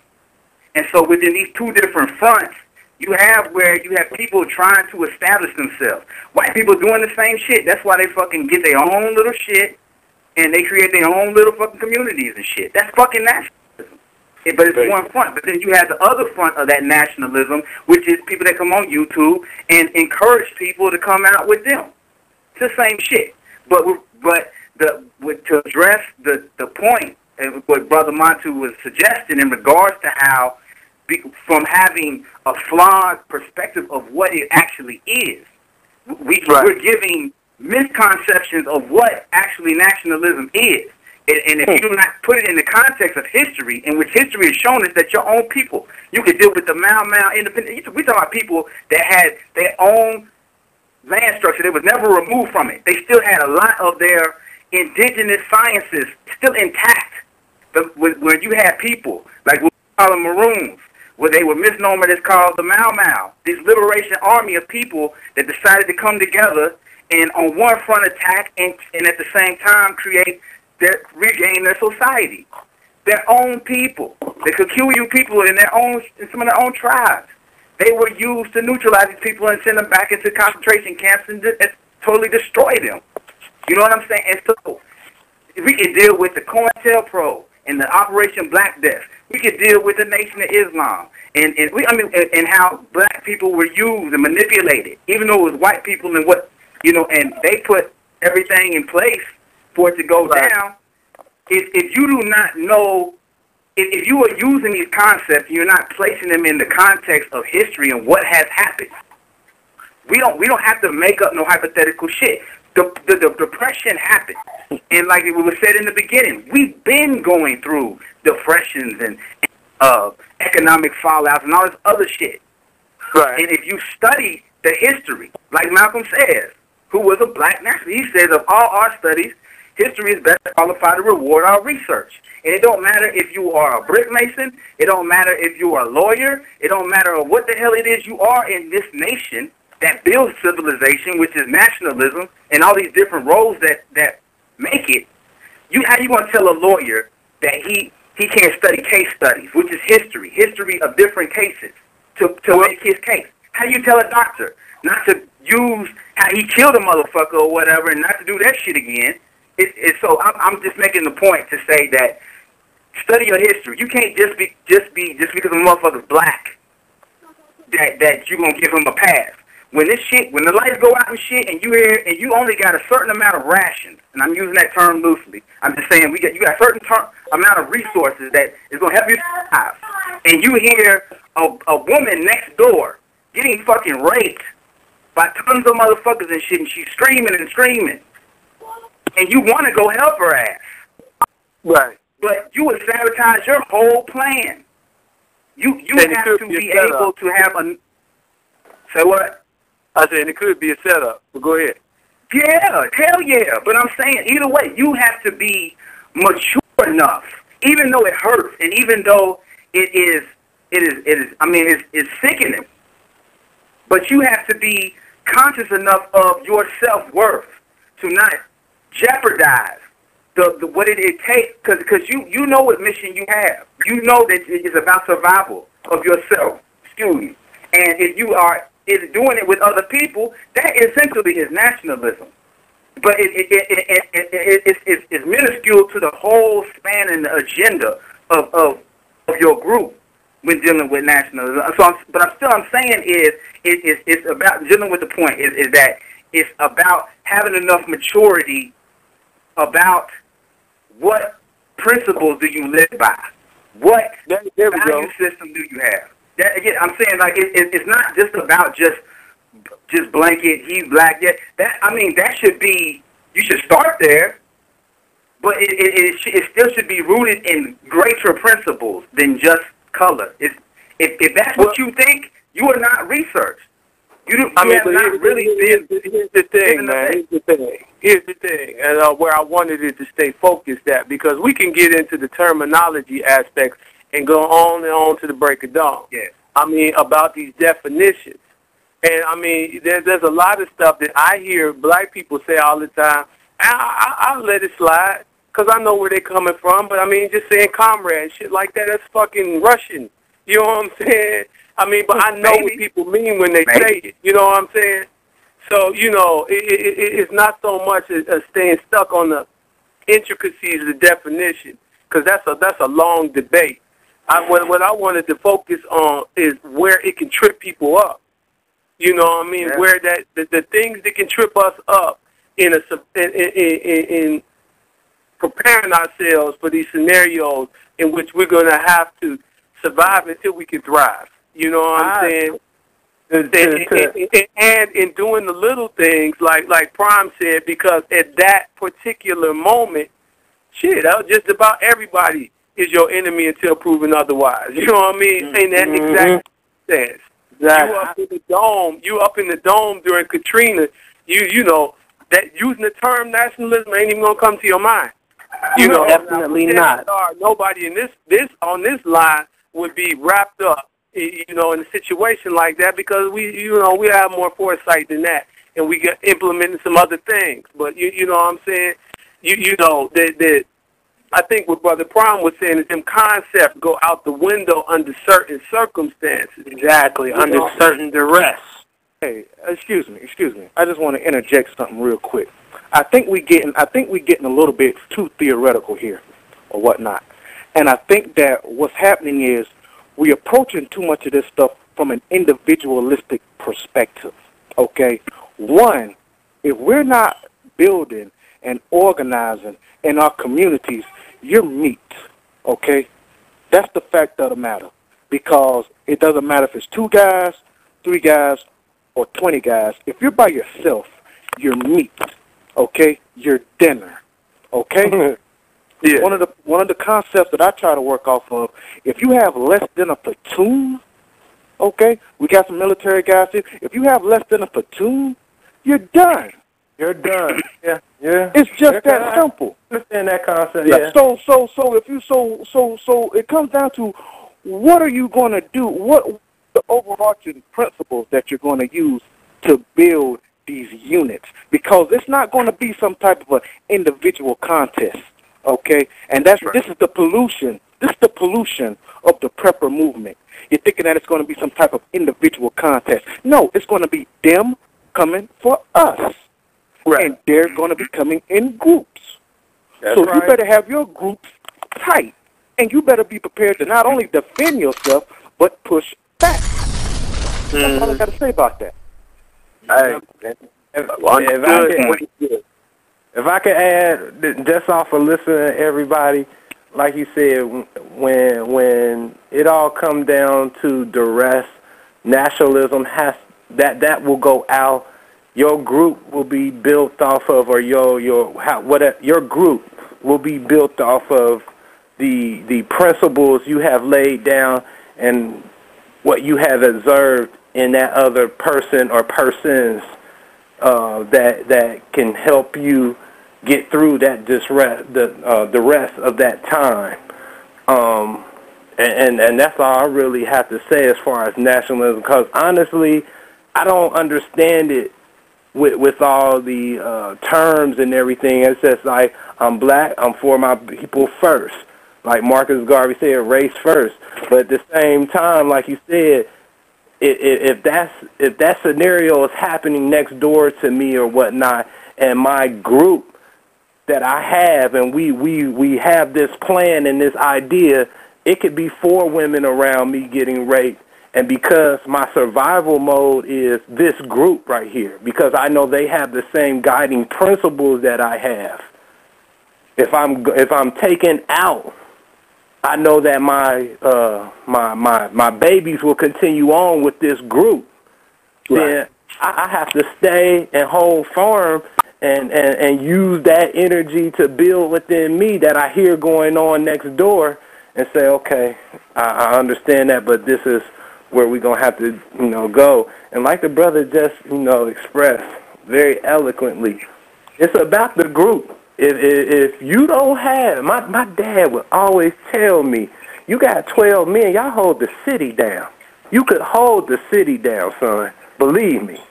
Well, not very much. Not no big tank, nothing. You can hold your whole city. I see it's like, but it's their group is coming towards us. And when you look at them preppers, it might be one or two who you see on the videos, but the best one is them doomsday scenarios they got on, online or whatnot with the History Channel. They show you. It's one of them talking, but they always got a group. They wise children. It's always with them, for sure. So, that's just their front. They have that guy is the liaison. He's the public speaker of the public platoon, like Anton was saying. Yeah. So I don't really even now. Now you caught me 5-10 years ago. I've been like, yes, everybody, and but. And like Brother Montu was saying, closing your circle down, it's the guiding principles. Look, when it go down, when the lights go off in this, is this going to be the square you stand on, which is the principles that we've been talking about? If you say yes, great. If you say no, you got to move on. If you change your mind within that, I have to kill you, whether you my loved one or whether you're a friend of mine, because I can't have anything break down the group during that distress time. So that's nationalism to me. And that, if you think about it, is Harriet Tubman. You coming to freedom? Okay, great. You rolling. On your way, you want to change your mind? Here go this pistol. It's either you move forward or you die. Right. I think the things weren't as far apart as they may have sounded in what everyone was trying to say, because in essence, what it came down to, Brother Anton was saying, is your group, your platoon, or whatever. And in understanding these, I say the word concept, in reality, your platoon is your nation in a way. Yeah, there's different levels and degrees of every word we can use, and that's the European thing, to think a word only mean one thing. Yeah. You know what I'm saying? Or that a word only means one thing. So, the basis is we definitely, the only reason I even wanted to do this was, to build with people and to encourage people in every black city in America. They have access to listen to this once we were able to, edit and put it out. That they will... to decide, to make the decision to do the same thing, and to form their group, to form their platoon, to form their, to put together resources collectively, with those that they're comfortable with, and build from there, but not let somebody give you a guilt trip about what they say nationalism means, and it caused you to not prepare as a small group, because you're not preparing as a million people. You know what I'm saying? And that was the only reason that I wanted to go there, not to, to really debate over the definitions of nationalism or anything like that. Okay. So, I appreciate everybody's patience and staying on the line this long and, dealing with some of the things going in and out. So I appreciate y'all. I really think that, that there's a lot of black gold on this phone right now, and that y'all have a lot of valuable experience in resources, which, more of our people could benefit, as we can get into some more specific topics, some more specific things that people can be doing to prepare. But I just felt that we had to kind of clear the air with some of these topics and discussions tonight to, give an idea of, what we're trying to do by having this discussion in the first place, and how we think that, you know, our people can stand to change their mindset in order to increase their chances of making it during these harsh times that are here. You know, they ain't coming, they here, man. Our brothers, especially, and our sisters too, are getting killed like crazy. You know, everybody's thinking about the young brother who got shot in the back of the police car, and they tried to lie and say he committed suicide. Well, at the same time, there was a sister in St. Louis about a month and a half ago who got shot in the front of a police car, and they said she killed herself. They said they was just giving her a ride, and she committed suicide. Okay. You know, I mean, it's so direct. The Department of Homeland Security then bought about 1 million rounds of ammo. The Social Security Administration just bought 175,000 rounds. The National Weather Service has bought like 50,000 rounds. I mean, come on, man. We you know, it's already, you know, this is what they talk about, circling the wagon. You know what I'm saying? I mean, that's what we're looking at here. So, you know, a lot of things are really for the benefit of those out there who haven't really done a lot to encourage them to swiftly change their mindset, you know, and to kick our own selves in the ass to make sure we do as much as we possibly can, even us on the line, myself, you know, included. You know, so I appreciate y'all, man. I will be sending everybody an email, and we'll look at a time to, you know, really be able to go in on the and to get suggestions from y'all. So, you know, y'all stay strong. You know, I will be in contact soon. You know, things you know, are going down rapidly. So just stay ready. Just stay ready. Just stay ready. Just stay ready.